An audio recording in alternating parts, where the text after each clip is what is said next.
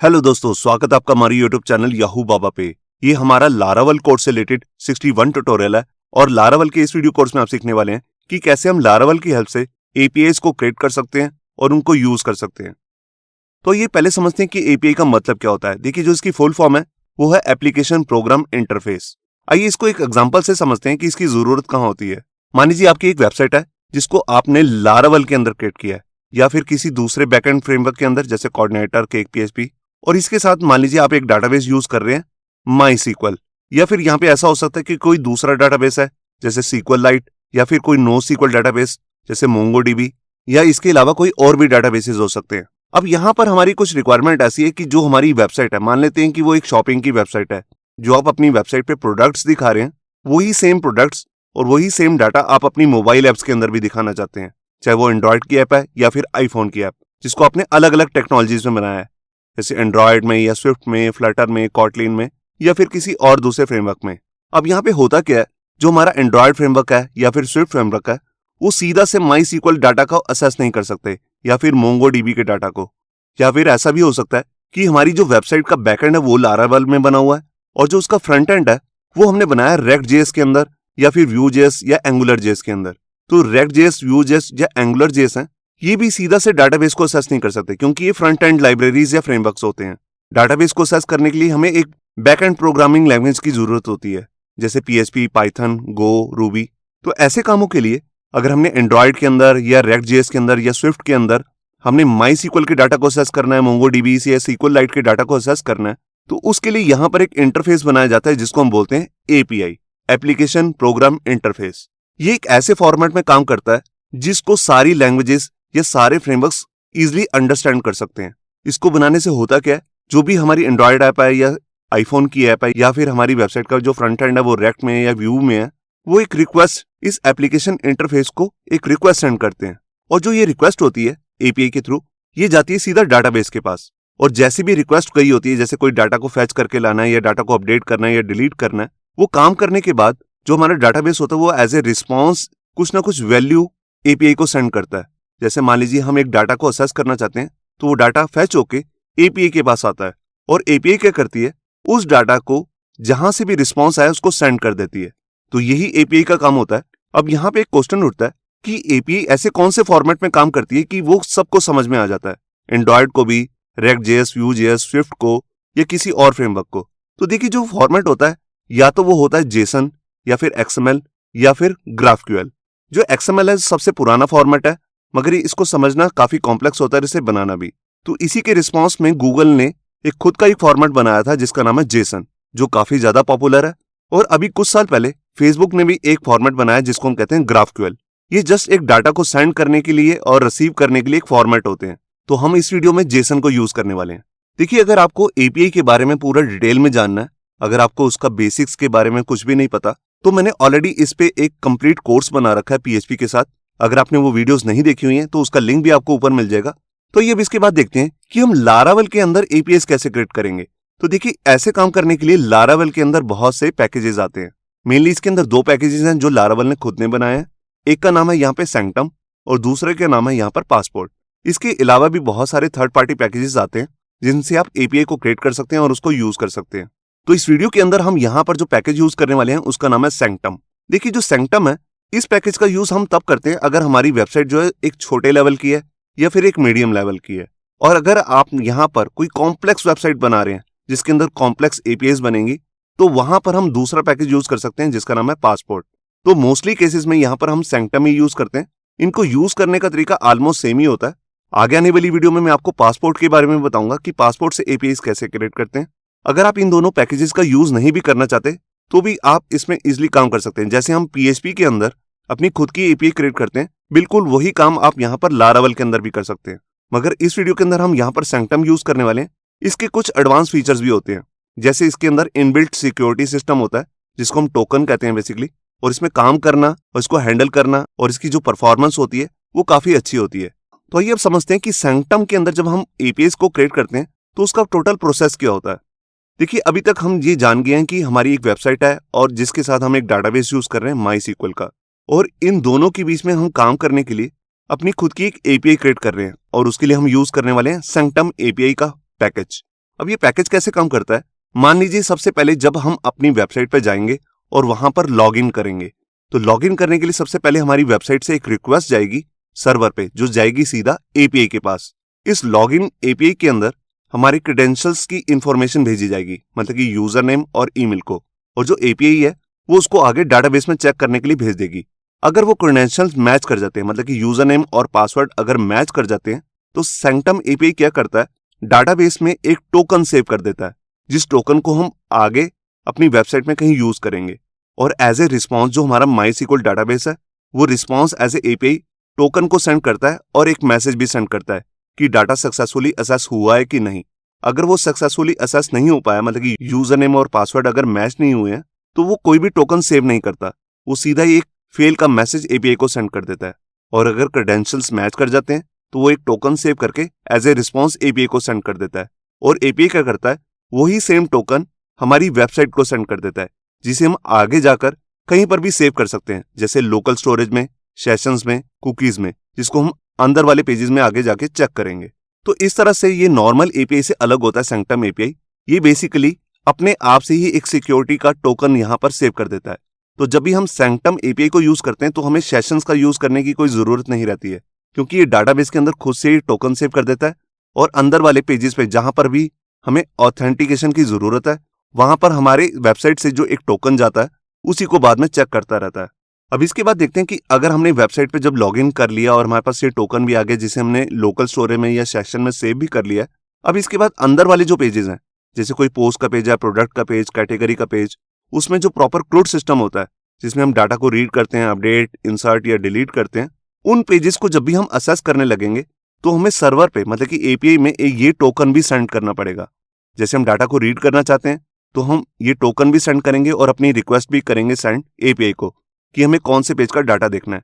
और यहाँ पर सैंक्टम एपीआई क्या करेगा, उस टोकन को पहले हमारे डाटाबेस के टोकन से चेक करेगा। अगर वो सेम है और वो एग्जिस्ट भी कर रहा है हमारे डाटाबेस में, तभी वो हमारी रिक्वेस्ट का एज ए रिस्पॉन्स सेंड करेगा।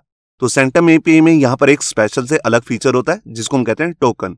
अब इन एपीआईज को यूज करने का तरीका बिल्कुल सेम रहेगा, जैसे हम अपने पीएचपी कोर्स में भी देख चुके हैं। हमारी ये कोई भी रिक्वेस्ट हम एचटीटीपी से भेज सकते हैं, और जो भी हमारा एचटीटीपी का मेथड रहेगा वो सेम ही रहेगा, जो हम मोस्टली एपीआईज के साथ अजैक्स में यूज करते हैं। जैसे कि रीड के केस में यहाँ पर आता है गेट, अपडेट के केस में हम यहाँ पर पुट मेथड का यूज करते हैं या पैच मेथड का, इंसर्ट के लिए हम यहाँ पर पोस्ट मेथड का यूज करते हैं, और डिलीट के केस में हम यहाँ पर डिलीट मेथड का यूज करते हैं। तो ये अब इसके बाद समझते हैं कि जो हमने ये ऊपर प्रोसेस समझा है लॉगिन का, इसको अगर हमें कोड करना हो लारावेल के अंदर, तो हम उसके स्टेप्स कैसे फॉलो करेंगे। तो देखिए, जो सबसे पहला हमारा स्टेप होता है, जब भी हम सैंक्टम के साथ एपीआई क्रिएट करना चाहते हैं, तो सबसे पहले हमें यहाँ पर लारावेल के अंदर अपनी एक आर्टिसन की कमांड रन करनी होती है, php artisan install :API। ये कमांड बेसिकली करती क्या है, ये दो काम करती है। सबसे पहले तो ये हमारे प्रोजेक्ट के अंदर सैंक्टम एपीआई का पैकेज इंस्टॉल कर देती है, और उसी के साथ ये यहाँ पर क्या करती है, ये राउट फोल्डर के अंदर जाकर एक अलग से फाइल भी बना देती है, api.php। जैसे कि हम अपनी पिछली वीडियोस में देख चुके हैं कि राउट फोल्डर के अंदर एक फाइल होती है web.php, जिसके अंदर आप अपने राउट्स बनाते हैं। तो देखिए, जब आप एपीआई से अपना काम करेंगे, तो इसके राउट भी हम अलग से एक फाइल में बनाते हैं, जिसको हम कहते हैं api.php। तो जब ये दोनों काम हो जाते हैं, इसके बाद ही हमारा नेक्स्ट काम शुरू होता है। हमें सबसे पहले ओपन कर लेनी है अपनी मॉडल की फाइल, जो मतलब कि मॉडल्स फोल्डर के अंदर होती है user.php फाइल। और इस फाइल के अंदर आकर हमें सैंक्टम का एक मेथड यूज करना होता है, जिसे हम कहते हैं हैज एपीआई टोकन। तो उसके लिए हमें सबसे पहले क्या करना है, ऊपर फाइल में यूज करना है laravel/sanctum/has API tokens। ये मेथड को यूज करना जरूरी है, तभी आपका जो एपीआई है वो टोकन क्रिएट कर पाएगा। और इसको नीचे क्लास के अंदर आप इस तरह से यूज कर लेंगे, यूज हैज एपीआई टोकन्स। तो ये दोनों स्टेप्स के बाद अब हमारे को क्या करना है, जब भी हमारे को अपनी वेबसाइट में जाकर कहीं पर भी लॉगिन लगाना है, जैसे मान लीजिए यूजर का कंट्रोलर फाइल है, उसके अंदर हम एक मेथड बना लेते हैं लॉगिन नाम से, जिसके अंदर फॉर्म की सारी रिक्वेस्ट आएंगी, जो यूजर नेम और पासवर्ड होगा। और उसको चेक करने के लिए हम अपना ऑथेंटिकेशन का सेम मेथड यूज करेंगे, जो हमने लारावेल की ऑथेंटिकेशन वीडियो में देखा था, आउथ अटेम्प्ट। ये देखिए, तो इफ के अंदर मैंने यहाँ पे चेक कर लिया कि हमारी जो ऑथेंटिकेशन है उसका मैं अटेम्प्ट कर रहा हूँ। ईमेल को चेक करूंगा और पासवर्ड को। अगर ये दोनों रिक्वेस्ट मैच कर जाती हैं हमारे डाटाबेस में, तो हम इस इफ कंडीशन के अंदर आ जाएंगे, और अगर ये फेल हो जाता है अटेम्प्ट, तो ये एल्स पार्ट के अंदर आ जाएगा। अब जब हम एपीआई में काम करते हैं, तो मैंने आपको बताया कि हमारा जो रिस्पॉन्स होता है और जो रिक्वेस्ट होती है, दोनों ही जेसन फॉर्मेट में होंगे या एक्सएमएल या फिर ग्राफक्यूएल में। तो इस वीडियो के अंदर तो हम जेसन यूज कर रहे हैं, तो हम क्या करेंगे यहाँ पर एज ए रिस्पॉन्स एक जेसन का फॉर्मेट सेंड करेंगे अगर हमारा ये ऑथेंटिकेशन मैच हो जाती है कुछ इस तरह से। देखिए मैंने यहाँ पर रिटर्न किया रिस्पॉन्स। ये रिस्पॉन्स नाम का मेथड है जिसके अंदर एक मेथड आता है जेसन, मतलब कि जो हमारा रिस्पॉन्स है वो किस फॉर्मेट में है, जेसन फॉर्मेट में। और इस जेसन के अंदर हम यहाँ पर एक एरे पास करेंगे। ये जेसन मेथड क्या करेगा, उस एरे को जेसन फॉर्मेट में कन्वर्ट करके यूजर को शो कर देगा। तो इस एरे के अंदर मैंने यहाँ पर मल्टीपल कीज लिए हैं। जैसे पहले मैंने लिया स्टेटस जिसकी वैल्यू मैंने दे दी ट्रू, जिसका मतलब जो आपने अटेम्प्ट करने की कोशिश की थी वो सक्सेसफुली अटेम्प्ट हो चुका है। इस की का यूज करना जरूरी नहीं है, या इसका नेम भी जो आप अलग रखना चाहते हैं वो भी इजिली रख सकते हैं। इसके बाद आप यूजर को कोई मैसेज शो करना चाहते हैं तो एक मैसेज नाम की भी ले सकते हैं या इसका रीनेम भी कर सकते हैं। उसके अंदर मैंने एक मैसेज डाल दिया। और यहां पर लॉगिन के टाइम पे जैसे मैंने आपको बताया था कि सैंक्टम से हम क्या करते हैं, डाटाबेस में एक टोकन सेव करा देते हैं। तो उसके लिए हम यहाँ पे क्या करेंगे, एक टोकन नाम की लेंगे और उसके अंदर जो हमारा ऑथेंटिकेटेड यूजर है जिसने लॉगिन किया है उसकी हेल्प से यहाँ पर एक टोकन क्रिएट करेंगे। तो उसके लिए हम सैंक्टम का एक मेथड यूज करते हैं जिसका नाम है क्रिएट टोकन। क्रिएट टोकन करने के बाद हम इसके अंदर एक की दे देते हैं। ये कोई भी नेम हो सकता है, आप अपनी मर्जी का कोई भी नाम रख सकते हैं। ये इस की में एक वैल्यू स्टोर कर देगा। किस फॉर्मेट में करेगा, प्लेन टेक्स्ट फॉर्मेट में। ये सब डाटाबेस में सेव होगा सबसे पहले, और उसके बाद ये एज ए रिस्पॉन्स भी ये की सेंड करेगा यूजर को। जो ये डाटाबेस में क्रिएट कर रहा है वही की यूजर को भी सेंड कर देगा, जो बाद में जाकर हम अपने सिस्टम पे कहीं पे भी स्टोर करा सकते हैं, सेशंस की हेल्प से, कुकीज से या फिर लोकल स्टोरेज से, जो हम नेक्स्ट वीडियो में सीखने वाले हैं। और यहाँ पर आपको एक बात याद रखनी है कि जब भी हम सैंक्टम के साथ ये टोकन क्रिएट करते हैं तो उसका एक टाइप भी होता है। तो नेक्स्ट फॉर्मेट में आपको यहाँ एक की लेनी है टोकन टाइप, और इसके अंदर पास करना है बियरर। देखिए टोकन अलग अलग टाइप के हो सकते हैं, मगर जो सैंक्टम यूज करता है उसका नाम है बियरर। तो ये आपको हमेशा पास करना है जब भी आप टोकन क्रिएट करने लगेंगे। यहाँ पे टोकन से रिलेटेड एक बात मैं और भी बताना चाहता हूँ। जब भी आप ये टोकन क्रिएट करते हैं तो ये परमानेंटली सेव हो जाता है, ये अपने आप से एक्सपायर नहीं होता है। जैसे कुकीज और सेशंस अपने आप से एक्सपायर भी हो सकते हैं, मगर टोकन जो है ये अपने आप से एक्सपायर नहीं होता है। अगर आप चाहते हैं कि ये पर्टिकुलर जैसे 1 घंटे बाद, 2 घंटे बाद या 24 घंटे बाद या 1 महीने बाद एक्सपायर हो जाए, तो उसके लिए आप इसी मेथड के अंदर टोकन क्रिएट करने के बाद यहाँ पर एक्सपायरेशन भी सेट कर सकते हैं, जो हम आगे देखेंगे कि हम कैसे कर सकते हैं। और लास्ट में यहाँ पर मैं आपको एक चीज बताना चाहता हूँ, जब भी आप जेसन का फॉर्मेट सेट करते हैं तो यहाँ पर जो सेकंड पैरामीटर होता है जेसन मेथड के अंदर, वो होता है इसका रिस्पॉन्स कोड। यहाँ पर अलग अलग तरीके के कोड आते हैं, जैसे कि हम अपने पीएचपी कोर्स में भी देख चुके हैं अजैक्स के साथ। तो एक कोड होता है 200, जिसका मतलब होता है कि हमारा data successfully as a response में आ चुका है। जो हमने रिक्वेस्ट करी थी उसका रिस्पॉन्स भी सक्सेसफुली आ चुका है। यहाँ पर और भी बहुत तरीके के कोड्स होते हैं जो अभी मैं आपको आगे डिटेल में बताने वाला हूँ। अब आते हैं इसके एल्स पार्ट में। अगर हमारा जो यूजर नेम और पासवर्ड है वो मैच नहीं होता तब ये एल्स पार्ट में आ जाएगा। तो देखिए ये जो एल्स पार्ट में जो हम डाटा रिस्पॉन्स में हम सेंड करेंगे वो भी जेसन फॉर्मेट में ही होना चाहिए, कुछ इस तरह से। तो मैंने यहाँ पर रिटर्न किया रिस्पॉन्स और वो भी जेसन फॉर्मेट में। इसके अंदर एक एरे पास कर दिया, स्टेटस में लिख दिया फॉल्स क्योंकि इसका स्टेटस हो गया फॉल्स, और यहाँ पे मैसेज भी डाल दिया कि आपका यूजर नेम और पासवर्ड मैच नहीं हुए हमारे रिकॉर्ड से। और यहाँ पर रिस्पॉन्स कोड भी दे दिया 401, जिसका मतलब है कि आपकी जो ऑथेंटिकेशन का जो प्रोसेस था वो फेल हो चुका है, आप एक अनऑथराइज्ड यूजर हैं। आप जरूरी नहीं कि 401 ही पास करेंगे, यहाँ पर कोई और भी कोड पास कर सकते हैं, जो अभी मैं आपको आगे जाके डिटेल में समझाने वाला हूँ। तो इस तरह से मैंने ये लॉगिन की, अपनी एपीआई क्रिएट कर ली। अब जैसे कि मैंने आपको बताया था कि ये टोकन होता है ये अपने आप से डिलीट नहीं होता। अगर आप इसे डिलीट करना चाहते हैं तो या तो आप इस पे एक्सपायरेशन का कोई कोड लगा सकते हैं जिसमें आप टाइम सेट कर सकते हैं, या फिर हम इसे लॉग आउट के टाइम पे डिलीट कर देते हैं, जैसे हम सेशंस को डिलीट करते हैं। तो उसको भी आइए समझते हैं। तो वो है हमारा 4th स्टेप, जिसके अंदर हम क्या करेंगे, हम एक मेथड बना लेते हैं अपनी यूजर कंट्रोलर फाइल के अंदर जिसका नाम है लॉग आउट, और इसके अंदर भी यूजर की रिक्वेस्ट आएगी। अब इसके अंदर हमारे को सबसे पहला काम क्या करना है, हमें यहाँ पर यूजर को यहाँ पर डिटेक्ट करना है जिसने रिक्वेस्ट करी है, और टोकन को डिलीट करना है, कुछ इस तरह से। तो देखिए मैंने यहाँ पर लिया, जिस यूजर की भी यहाँ पर रिक्वेस्ट आई है उस यूजर को यहाँ पर पिक कर लिया, और उसी यूजर के अंदर जाकर जो उसका टोकन क्रिएट हुआ था उसको मैंने यहाँ पर डिलीट कर दिया। अब ये डिलीट क्या करेगा, ये डाटाबेस के टेबल के अंदर जाकर जहां पर भी हमारा टोकन सेव हुआ है उस टोकन को अपने आप से रिमूव कर देता है। और जैसे ही ये टोकन रिमूव हो जाता है इसके बाद में भी हम यहाँ पर as a JSON response send करेंगे, कुछ इस तरह से। तो देखिए मैंने यहाँ पर लिखा रिस्पॉन्स किस फॉर्मेट में, जेसन फॉर्मेट में। इसके अंदर एक एरे पास कर दिया, स्टेटस ट्रू, यूजर की इंफॉर्मेशन सेंड कर दी। ये जरूरी नहीं है सेंड करना, अगर आप नहीं करना चाहते तो इस की को हटा भी सकते हैं। और ये मैसेज भी जरूरी नहीं है। अगर आप मैसेज दिखाना चाहते हैं कि आप लॉग आउट हो चुके हैं तो ये मैसेज भी आप हटा सकते हैं। और इसके बाद यहाँ पर आप रिस्पॉन्स कोड सेंड कर देंगे कि आपने जो रिक्वेस्ट करी थी उसका रिस्पॉन्स सक्सेसफुली अचीव हो चुका है। तो 200 का मतलब होता है ओके। तो यहाँ पर हमने सीख लिया कि कैसे हम अपनी खुद की एपीआई क्रिएट करते हैं और उसको कैसे डिलीट करते हैं।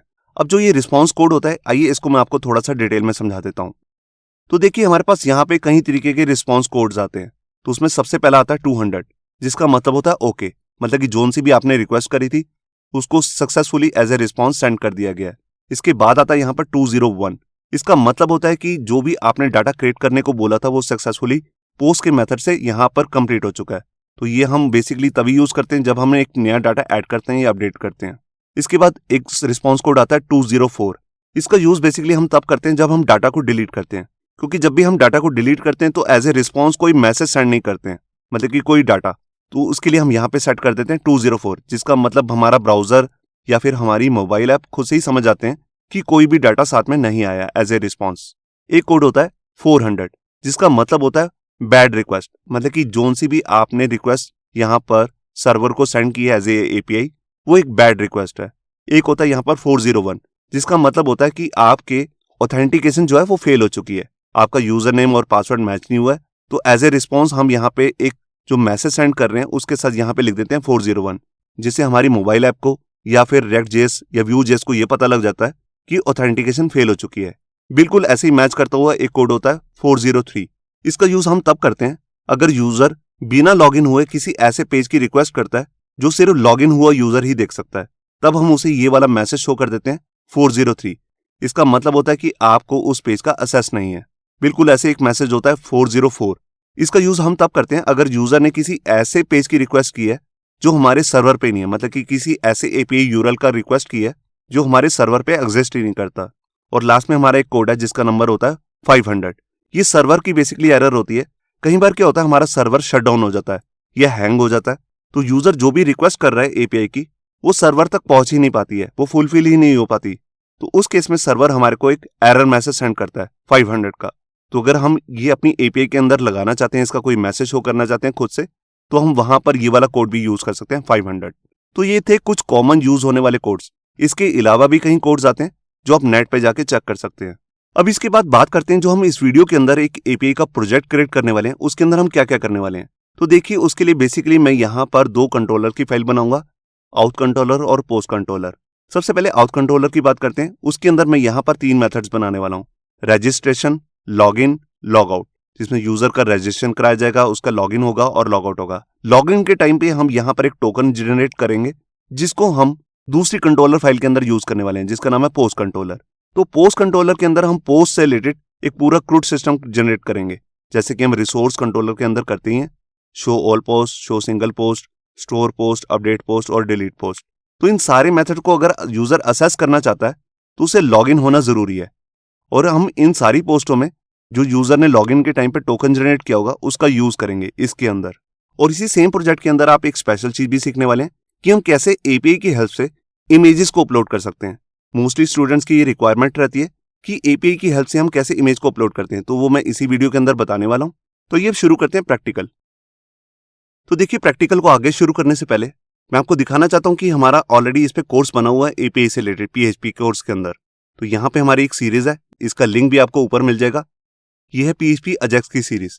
इसी के अंदर अगर आप थोड़ा सा स्क्रॉल करेंगे तो यहां पर आपको टॉपिक दिखेगा जेसन और उससे रिलेटेड एपीआईस का, ये एपीआईस कैसे क्रिएट करते हैं। अगर आपको एपीआईस के बारे में बेसिक्स नहीं आता तो आप इस वीडियोस को पहले देख सकते हैं, जिससे आपको कंप्लीट नॉलेज हो जाएगी कि एपीआई क्या होती है, जेसन क्या होता है, कैसे हम इसको अपने प्रोजेक्ट के अंदर क्रिएट कर सकते हैं, इसको यूज कर सकते हैं। इसके बाद मैं आपको दिखाता हूं कि इस प्रोजेक्ट के अंदर जो हम अपनी एपीआई को टेस्ट करने के लिए सॉफ्टवेयर यूज करने वाले हैं उसका नाम है पोस्टमैन। तो आप गूगल पे जाएंगे, पोस्टमैन लिखेंगे, वेबसाइट ओपन हो जाएगी postman.com। ये देखिए ये वही सॉफ्टवेयर है जिसको हमने अपने पीएचपी कोर्स के अंदर भी यूज किया था एपीआईस को टेस्ट करने के लिए। जब आप इसे डाउनलोड करना चाहते हैं तो आप यहां पे जाएंगे प्रोडक्ट्स में, और यहां पर आपको लिंक दिखेगा डाउनलोड पोस्टमैन। ये देखिए जैसे ही पेज ओपन होगा ये अपने आप से डिटेक्ट कर लेगा कि आपने इसको किस ऑपरेटिंग सिस्टम के अंदर ओपन किया है। अगर आपने मैक में ओपन किया होगा तो यहाँ पे लिखा आ जाएगा मैक। अभी मैं विंडोज का यूजर हूं तो यहाँ पे आ गया विंडोज। आप यहां से जाके इसे डाउनलोड कर सकते हैं और एपीआईस को टेस्ट कर सकते हैं। आप इसका वेब वर्जन भी यूज कर सकते हैं। अगर आप इसे अपने सिस्टम पे इंस्टॉल नहीं करना चाहते तो आप ये वर्जन भी यूज कर सकते हैं, मगर मैंने इसे ऑलरेडी डाउनलोड करके रखा हुआ है और इसे इंस्टॉल भी कर लिया है। इसकी इंस्टॉलेशन का प्रोसेस बिल्कुल सिंपल है। नेक्स्ट करके आप इसे इजिली इंस्टॉल कर सकते हैं। और जो भी हम इस वीडियो के अंदर सीखने वाले हैं वो है सैंक्टम एपीआई। इसका लिंक भी आपको नीचे डिस्क्रिप्शन में मिल जाएगा। आप इसको लारावल की डॉक्यूमेंटेशन के अंदर जाकर भी चेक कर सकते हैं। यहाँ पर आप देख सकते हैं कि यहाँ पर जब आप जाएंगे पैकेजेस में तो इसके अंदर आपको एक लिंक दिखेगा जिसका नाम है सैंक्टम। अगर आप पासपोर्ट लगाना चाहते हैं तो पासपोर्ट भी लगा सकते हैं, इसका लिंक ऊपर है। तो ये देखिए, ये सैंक्टम का लिंक है। जो भी हम इस वीडियो के अंदर सीखने वाले हैं वो सभी इस पेज के अंदर डिफाइन किया हुआ है। इसमें कुछ एक्स्ट्रा फीचर्स भी बताए गए हैं जो हम इस वीडियो के अंदर तो यूज नहीं करेंगे, मगर आप खुद से भी पढ़कर उनको यूज कर सकते हैं। तो ये अब चलते हैं अपने एडिटर में। ये देखिए, यहां पर मैंने अपना एडिटर ओपन कर लिया VS कोड और यहां पर अपना एक प्रोजेक्ट भी बनाया है sanctum-API। अब इसके अंदर आकर सबसे पहले हमारा काम क्या है, सबसे पहले हम यहां पर .env फाइल ओपन करेंगे और अपने डाटाबेस की सेटिंग कर लेंगे। ये देखिए, हम जो डाटाबेस यूज करने वाले हैं उसका नाम है MySQL और ये सब अनकमेंट हो रखा है, इसको मैं हटा देता हूं। हमारे डाटाबेस का नाम रहेगा sanctum-API और यूजर नेम रूट ही है, पासवर्ड कुछ भी नहीं है मेरे केस में। आपके केस में जो भी पासवर्ड होगा आप यहाँ पे सेट कर लेंगे। और यहाँ पर सेशन ड्राइवर की जगह हम यहाँ पे सेट कर देते हैं फाइल। ये देखिए, ये सेटिंग हो जाने के बाद इस फाइल को सेव करके आप क्लोज कर देंगे। इसके बाद सबसे पहला मैं आपको काम दिखाता हूँ। यहाँ पर हम सबसे पहले एक डाटाबेस क्रिएट करने वाले हैं। तो यहाँ पर मैं जाता हूँ डाटाबेस फोल्डर में, माइग्रेशन फोल्डर के अंदर, और यहाँ पर 3 माइग्रेशन की फाइल्स ऑलरेडी पड़ी हुई हैं। इसमें से ये जॉब्स वाली जो फाइल है इसको मैं यहां से रिमूव कर देता हूं। ये हमारा यूजर्स टेबल है, ये आप देख सकते हैं। अब यहां पर हमारी ये सारी फील्ड्स हैं, name, email verified, password, remember token. इसमें से कुछ फील्ड्स मेरे को नहीं चाहिए। मेरे को चाहिए सिर्फ नेम, ईमेल, उसका यूनिक फॉर्मेट भी चाहिए, और यहाँ पे जो ये ईमेल वेरीफाइड है इसको मैं हटा देता हूँ। पासवर्ड के बाद मुझे टाइम स्टैम्प चाहिए, ये रिमेंबर टोकन भी मुझे नहीं चाहिए। ये देखिए, तो ये काम हमारा हो चुका है। ये रीसेट टोकन वाला फीचर जो है, ये पूरा जो टेबल है ये मैं हटा देता हूं। मेरे को ये क्रिएट नहीं करने हैं सेशंस और पासवर्ड रीसेट टोकन। ये देखिए, नीचे से जाकर डाउन में भी यहाँ पर जो ये पासवर्ड और रीसेट का मेथड लगा हुआ है, ड्रॉप इफ एग्जिस्ट, इसको भी मैं हटा देता हूँ। ये देखिए, तो ये मेरा पहली फाइल बन जाएगी यूजर्स टेबल की। तो इसको मैंने यहाँ पर सेव कर लिया। इसी के साथ मैं एक माइग्रेशन की फाइल और बना लेता हूँ जिसका नाम मैं रखने वाला हूँ पोस्ट। तो उसके लिए मैं टर्मिनल ओपन करता हूँ और यहां पे कमांड लिख लेता हूं PHP आर्टिसन मेक माइग्रेशन,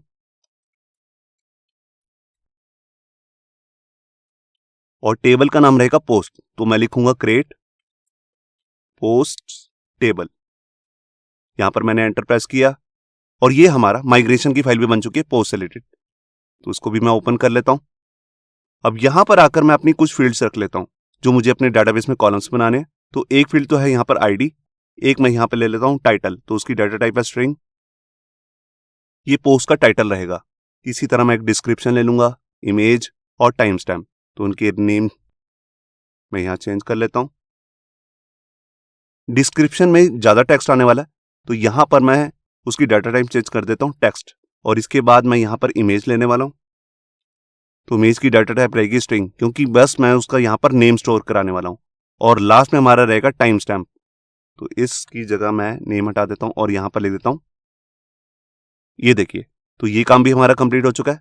यहाँ पर इस फाइल को मैं सेव करता हूँ और इन फाइल को मैं सीधा से अभी माइग्रेट नहीं करूंगा। इसके लिए सबसे पहले मैं यहाँ पे क्या करता हूँ, अपनी कमांड चलाता हूँ जिसकी हेल्प से मैं यहाँ पर सैंक्टम पैकेज को इंस्टॉल करने वाला हूँ। तो उसके लिए मैं यहाँ पर टर्मिनल ओपन कर रहा हूँ और यहाँ पर जाकर एक कमांड लिखता हूँ PHP आर्टिसन इंस्टॉल :API। ये कमांड क्या करेगी, ये हमारे लारावल के जो प्रोजेक्ट है इसके अंदर सैंक्टम पैकेज को इंस्टॉल कर देगी। तो यहां पर मैं एंटर प्रेस करता हूं।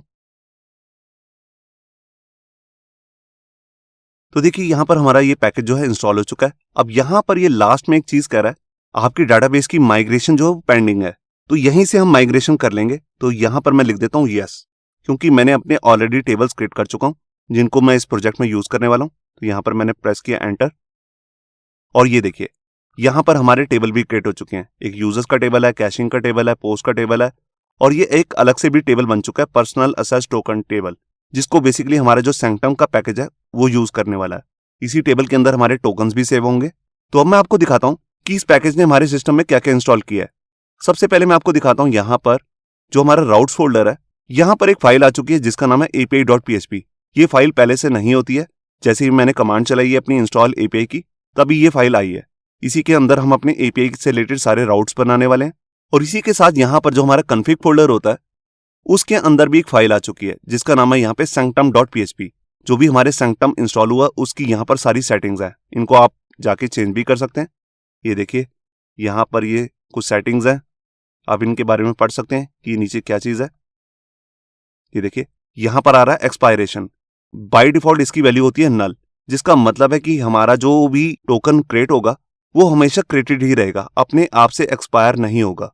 अगर आप यहाँ पर कोई टाइम सेट कर देते हैं या दिन बता देते हैं या यहाँ पर कोई सर्कल डिफाइन कर देते हैं कि 24 घंटे बाद, तो उसी टाइम पे यहाँ पर हमारा जो टोकन क्रिएट होगा एपीआई की हेल्प से वो अपने आप से डिलीट हो जाएगा। यहाँ पर कुछ और भी फीचर्स हैं, यहाँ पर आप सब देख सकते हैं। इस फाइल को मैं क्लोज कर देता हूँ क्योंकि अभी हम इसका यूज नहीं कर रहे। अब मैंने आपको बताया था कि सबसे पहला हमारा स्टेप होता है कि हम सैंक्टम पैकेज को इंस्टॉल करते हैं। उसके बाद जो हमारा काम है वो है कि हम सबसे पहले अपनी user.php फाइल ओपन करेंगे जो हमने मॉडल्स फोल्डर के अंदर बनाई हुई है। ये फाइल पहले से ही होती है, हम खुद नहीं बनाते हैं, तो हम इसी को यूज करने वाले हैं। यहाँ पर सबसे पहले आके हमें क्या करना है, हमें यहाँ पर सैंक्टम का एक मेथड यूज करना है, हैज एपीआई टोकन्स। तो उसको मैं यूज के अंदर ही यहाँ पर लिखूंगा, तो यहीं पर मैं लिख लेता हूँ कोमा हैज एपीआई टोकन्स। ये देखिए जैसे ही मैं इस लिंक पर क्लिक करूंगा तभी हमारी ऊपर फाइल भी इंक्लूड हो जाएगी। अगर आपके केस में नहीं हो रही है तो आप इसे मैनुअली भी लिख सकते हैं। उसके बाद आप यूज में जाकर हैज एपीआई टोकन लिखेंगे। ये काम आपने सबसे पहले कर लेना है। यहाँ पर कुछ और भी फील्ड्स हैं, अगर आप चेंज करना चाहते हैं वो कर सकते हैं। जैसे ये देखिए, जैसे हमारे ये वाली फील्ड हटा दी है तो इसको मैं यहाँ से रिमूव कर देता हूँ। और जो भी हमारा पासवर्ड सेव होगा वो हैश फॉर्मेट में होगा, तो इस फील्ड को आप लगे रहने देना। ये कास्ट वेरिएबल है जिसका यूज होता है कि हम यहीं पर पहले ही बता देते हैं कि हमारी डाटाबेस में जो फील्ड है उसके अंदर किस फॉर्मेट में डाटा सेव होने वाला है। ये हम पिछली वीडियोस में देख चुके हैं ऑलरेडी। तो यहाँ पर सबसे पहले हमारा काम था, हमने इस हैश एपीआई टोकन को यूज करना है क्योंकि यही फाइल हमारे एपीआई के अंदर टोकन को क्रिएट करने में हेल्प करने वाली है। तो इस फाइल का काम इतना ही है। इस फाइल को सेव करके मैं क्लोज कर देता हूँ। अब जैसे हमारी ये यूजर की फाइल बन चुकी है, अब मैं इसकी कंट्रोलर फाइल भी बना लेता हूँ जिसके अंदर मैं यूजर का लॉग इन, रजिस्ट्रेशन और लॉग आउट करने वाला हूँ। तो उसके लिए मैं अपनी टर्मिनल को ओपन कर लेता हूँ, इसको क्लियर करता हूँ और यहाँ पर कमांड लिखता हूँ php artisan make कंट्रोलर।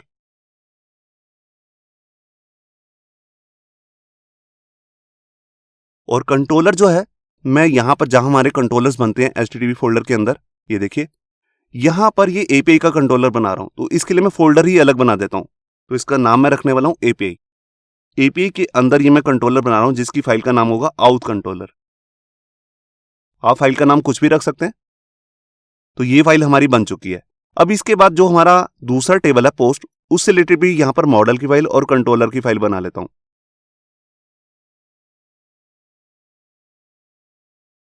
ये मैंने मॉडल की फाइल बना ली। इसके बाद मैं इसकी कंट्रोलर फाइल भी बना लेता हूँ।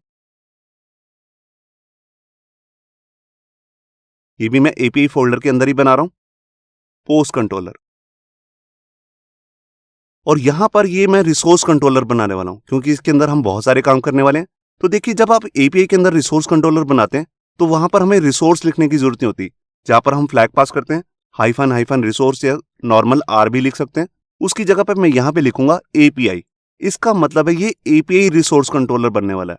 तो यहां पर मैं एंटर प्रेस कर देता हूं। ये देखिए जो ये फाइल है एपीआई पोस्ट कंट्रोलर, ये नॉर्मल रिसोर्स कंट्रोलर की तरह दिखती है, इसमें कुछ भी चेंज नहीं होता है। बस हम यहाँ पर स्टार्टिंग में बताते हैं कि ये एपीआई रिसोर्स कंट्रोलर है, तो इसके लिए राउट भी अलग तरीके से बनता है, मैं भी आपको चेक कराऊंगा। अब यहाँ पर मैं अपने सर्वर को भी ऑन कर देता हूँ। तो मैंने यहाँ पर कमांड लिख दी php artisan serve। ये देखिए अब जो हमारी पोस्ट की यहाँ पर मॉडल फाइल क्रिएट हुई है, यहाँ पर मैं पहले से ही फील्ड को, जो इसके अंदर मैंने फील्ड्स लिए हैं टाइटल और डिस्क्रिप्शन, उसको यहाँ पर पहले से ही बता देता हूँ कि वो गार्डेड नहीं है।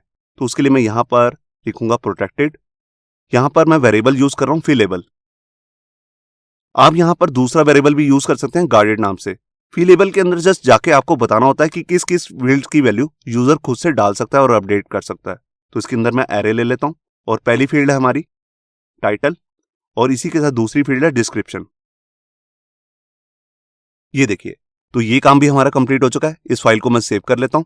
यहां पर आपको कोई हैश टोकन नाम की फील्ड को इंक्लूड नहीं करना, जैसे हमने यूजर वाली मॉडल फाइल के अंदर किया था। तो इस फाइल को मैं क्लोज करता हूं। अब इसके बाद सबसे पहले हम काम शुरू करते हैं अपने रजिस्ट्रेशन से, लॉगिन से और लॉगआउट से। तो उसके लिए मैं अपने ऐप फोल्डर के अंदर जाऊंगा, एपीआई फोल्डर के अंदर, और यहां पर हमारे पास एक फाइल आ चुकी है जिसका नाम है आउथ कंट्रोलर। इसी के अंदर मैं अपने 3 मेथड्स बनाने वाला हूं। तो सबसे पहला जो मेथड है उसका नाम रहेगा साइन अप, और इसके अंदर मैं फॉर्म की रिक्वेस्ट डालने वाला हूं। ये देखिए, बिल्कुल इसी को कॉपी करके मैं अपना लॉगिन और लॉगआउट भी बना लेता हूं। ये देखिए, ये तीनों मेथड्स बन चुके हैं। अब इनके अंदर आकर मुझे कोड करना है। सबसे पहले मैं यूजर से रजिस्ट्रेशन करवाना चाहता हूं, तो उसके लिए मैंने फील्ड्स अपने डाटाबेस में ऑलरेडी क्रिएट करके रखी हैं। तो यहां पर अब मैं क्या करने वाला हूं, यहां पर सबसे पहले मैं वैलिडेट करूंगा अपनी फील्ड्स को। जो भी यूजर यहां पर फॉर्म के अंदर सेट करेगा उसको मुझे वैलिडेट करना है। तो वैलिडेट करने के लिए सबसे पहले हम जैसे पिछली वीडियोस में यूज करते आए हैं वैलिडेट मेथड, उसको यूज नहीं कर रहे हैं। वो मेथड बेसिकली क्या करता है, अपने आप से ही वैलिडेट कर देता है। हम यहां पर एक दूसरा मेथड यूज करने वाले हैं जिसका नाम होता है वैलिडेटर। ये मेथड हमारे को कुछ एक्स्ट्रा फंक्शनैलिटीज भी देता है जो हम आगे देखने वाले हैं। तो सबसे पहले मैं वैलिडेट कर लेता हूं। ये देखिए, जैसे मैंने यहां पर लिखा वैलिडेटर, यहां पर हमारे को इस क्लास को इंक्लूड करना है जो है इस फोल्डर में, एल्यूमिनेट स्पोर्ट फैसेट्स। मैंने इस पर क्लिक किया। ये देखिए, क्लास ऊपर इंक्लूड हो चुकी है। अगर आपके केस में नहीं हो रही है तो आप इसे मैनुअली भी लिख सकते हैं। इसके बाद यहां पर मैं लिखूंगा मेक। देखिए, जो इसके अंदर मेक मेथड होता है इसका यूज हम तब करते हैं जब हमें फील्ड्स को, जो हमारी फॉर्म्स की फील्ड है जो हमारे को रिक्वेस्ट से मिलेंगी, उसको वैलिडेट करना हो। तो इसके अंदर बेसिकली 2 पैरामीटर्स आते हैं। सबसे पहले हम इसमें फॉर्म का सारा डाटा डालते हैं, और उसके सेकंड पैरामीटर में हम जो भी फील्ड्स हैं उसमें जोन जोन से भी हमारे को वैलिडेशन के पैरामीटर पास करने हैं वो करते हैं। तो देखिए, मैं यहाँ पर एंटर लगाता हूँ और सबसे पहले यहाँ पर अपनी फॉर्म की सारी फील्ड डाल देता हूँ। तो जो भी हमारे को रिक्वेस्ट से मिला है मैंने उसको लगा दिया ऑल। इसका मतलब फॉर्म की सारी फील्ड्स आ चुकी है। अब सेकंड पैरामीटर में हमें सारे रूल्स डिफाइन करने हैं वैलिडेशन के, जैसे हम नॉर्मल वैलिडेट मेथड के अंदर करते हैं। ये देखिए, यहां पर मैंने क्या किया, मैंने यहां पर सारी फील्ड्स ले ली है, नेम, ईमेल और पासवर्ड, और सब में डाल दिया रिक्वायर्ड। सारी फील्ड्स को डालना जरूरी है जब भी फॉर्म रजिस्टर कर रहा होगा यूजर। उसके अलावा मैंने यहाँ पे क्या किया है, यहाँ पर जो हमारा ईमेल वाला फॉर्मेट है उसमें पास कर दिए ईमेल, मतलब कि वो प्रॉपर ईमेल होनी चाहिए। और यहाँ पे पास किया यूनिक। यूनिक के अंदर हम बेसिकली 2 पैरामीटर्स देते हैं, मतलब कि वैल्यूज। पहला होता है हमारे टेबल का नाम, तो हमारे टेबल का नाम है यूजर्स, उसके अंदर जो फील्ड है उसका नाम है ईमेल। तो जो भी यूजर ईमेल डालेगा तो ये मेथड क्या करेगा, बेसिकली ये चेक करेगा कि पहले किसी यूजर ने वो ईमेल तो नहीं डाली हुई। अगर डाली हुई है तो ये एक एरर मैसेज दे देता है, और अगर वो फील्ड नहीं डाल रखी तो हमारा पेज वैलिडेट हो जाएगा। अब इसके बाद हम आगे का कोड करते हैं। अब देखिए, सबसे पहले हमारे को यहाँ पे क्या करना है, जब हम एपीआई के अंदर काम करते हैं, मतलब कि यहाँ पर हम एक एपीआई बना रहे हैं, ये एपीआई से फॉर्म का हम रजिस्ट्रेशन करवाएंगे। तो अगर ये यहाँ पर एरर आ जाता है वैलिडेशन में, तो उसका रिस्पॉन्स भी हमारे को यहाँ पर एज ए जेसन फॉर्मेट में सेंड करना है। तो वो हम कैसे करेंगे, तो यहां पर मैं चेक करूंगा कि जो हमारा ये वेरिएबल है इसके अंदर कहीं एरर तो नहीं आई है। तो देखिए, जैसे मैंने यहां पर वैलिडेटर मेथड यूज किया था उसका बेसिकली यूज अब होगा। इसके अंदर कुछ इनबिल्ट मेथड आते हैं जैसे फेल, सक्सेस वगैरह। तो यहां पर हम चेक करें क्या इसकी वैल्यू फेल तो नहीं हुई है, तो इसका मेथड है फेल्स। अगर ये फेल हो गया है तब ये इस इफ स्टेटमेंट के अंदर आ जाएगा, और यहां पर आकर हम एक रिस्पॉन्स सेंड करेंगे। ये देखिए, ये जो रिस्पॉन्स मैं सेंड कर रहा हूं इसको मैं जेसन फॉर्मेट में करूंगा। तो सबसे पहले पैरामीटर में यहां पर मैं जो भी वैल्यू सेंड करना चाहता हूं उसको एरे की फॉर्म में लूंगा, और इसके बाद मैं यहां पर एक रिस्पॉन्स कोड भी भेजूंगा। तो देखिए, जैसे यहां पर यूजर ऑथेंटिकेट नहीं हो पाया तो उसका यहां पर कोड होता है 401, जैसा कि मैंने अभी आपको स्लाइड्स में भी दिखाया था। तो मैं इस एरे के अंदर आकर अपनी मल्टीपल कीज ले लेता हूं जो मैं यूजर को एज ए रिस्पॉन्स सेंड करना चाहता हूं। तो सबसे पहले मैं उसको एक स्टेटस भेजूंगा जिसका वैल्यू होगी फॉल्स। फिर मैं यहां पर उसको एक मैसेज भी भेजना चाहता हूं, मैंने यहां पर लिख दिया वैलिडेशन एरर। इसके बाद जो हमारे को लारावल यहां पर एरर के एग्जैक्ट एरर कोड देता है उसको भी मैं यूजर को सेंड करना चाहता हूं। उसके लिए मैं यहां पर एक अलग से एक की ले लेता हूं एरर्स करके, और जो भी हमारे पास एरर्स आए हैं इसमें उसको मैं यूजर को सेंड करूंगा।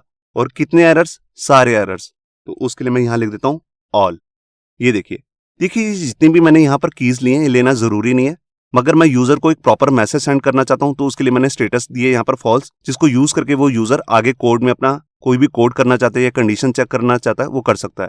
इसके साथ मैंने एक मैसेज भेजा है। ये मैसेज भी भेजना जरूरी नहीं है, अगर आप भेज देंगे तो उसको एग्जैक्ट एरर पता लग जाएगा और जो लारावल एग्जैक्ट एरर बताएगा वो हमने यहाँ से सेंड कर दिए और साथ में इसका एक एरर कोड भी भेजा है। और अगर वो यूजर जो है ऑथेंटिकेशन पास कर देता है, इस फेल में आता ही नहीं है, तो हम यहाँ पर उसका सारा डाटा यूजर्स टेबल के अंदर सेव कर देंगे। तो उसके लिए मैं यहाँ पर अपना एलोक्वेंट का ही मेथड यूज करने वाला हूं। ये देखिए, यहाँ पर मैंने अपनी सारी फील्ड्स ले ली हैं, नेम, ईमेल और पासवर्ड, और जो भी फॉर्म से डाटा आया वो मैंने इसमें सेव करा दिया। यहाँ पे एक एरर आ रहा है कि यूजर मॉडल फाइल के अंदर ये इंक्लूड नहीं किया मैंने। मैं राइट क्लिक करता हूँ और यहाँ पर इंपोर्ट क्लास कर लेता हूँ। ऊपर दिखा रहा है आपको, यहाँ पर मैं ऐप मॉडल यूजर फाइल को इंक्लूड कर रहा हूँ। ये देखिए, ये ऊपर इंक्लूड हो गई है। अगर आपके केस में नहीं हो रही है तो आप इसे मैन्युअली भी लिख सकते हैं। अब इसके बाद जैसे ही ये डाटा क्रिएट हो जाएगा तो मुझे यूजर को एज ए रिस्पॉन्स बताना भी है कि आपका डाटा सक्सेसफुली डाटाबेस में क्रिएट हो चुका है। तो उसके लिए भी यहाँ पर मैं एक जेसन फॉर्मेट ही सेंड करने वाला हूँ। तो मैं ऊपर वाला ही कोड कॉपी कर लेता हूँ। ये रिस्पॉन्स वाला जो रिटर्न आपने किया था इसको यहाँ से रिटर्न कर दूंगा। अब यहाँ पर मुझे स्टेटस में वैल्यू चेंज कर देनी है ट्रू, और मैसेज चेंज कर देना है, और यहाँ पर कोई एरर नहीं आएगा। तो यहाँ पर मैं की ले रहा हूँ यूजर, जिससे मैं यूजर का सारा डाटा सेंड कर दूंगा यूजर को, जो हम आगे यूज कर सकते हैं अपने पेजेस में।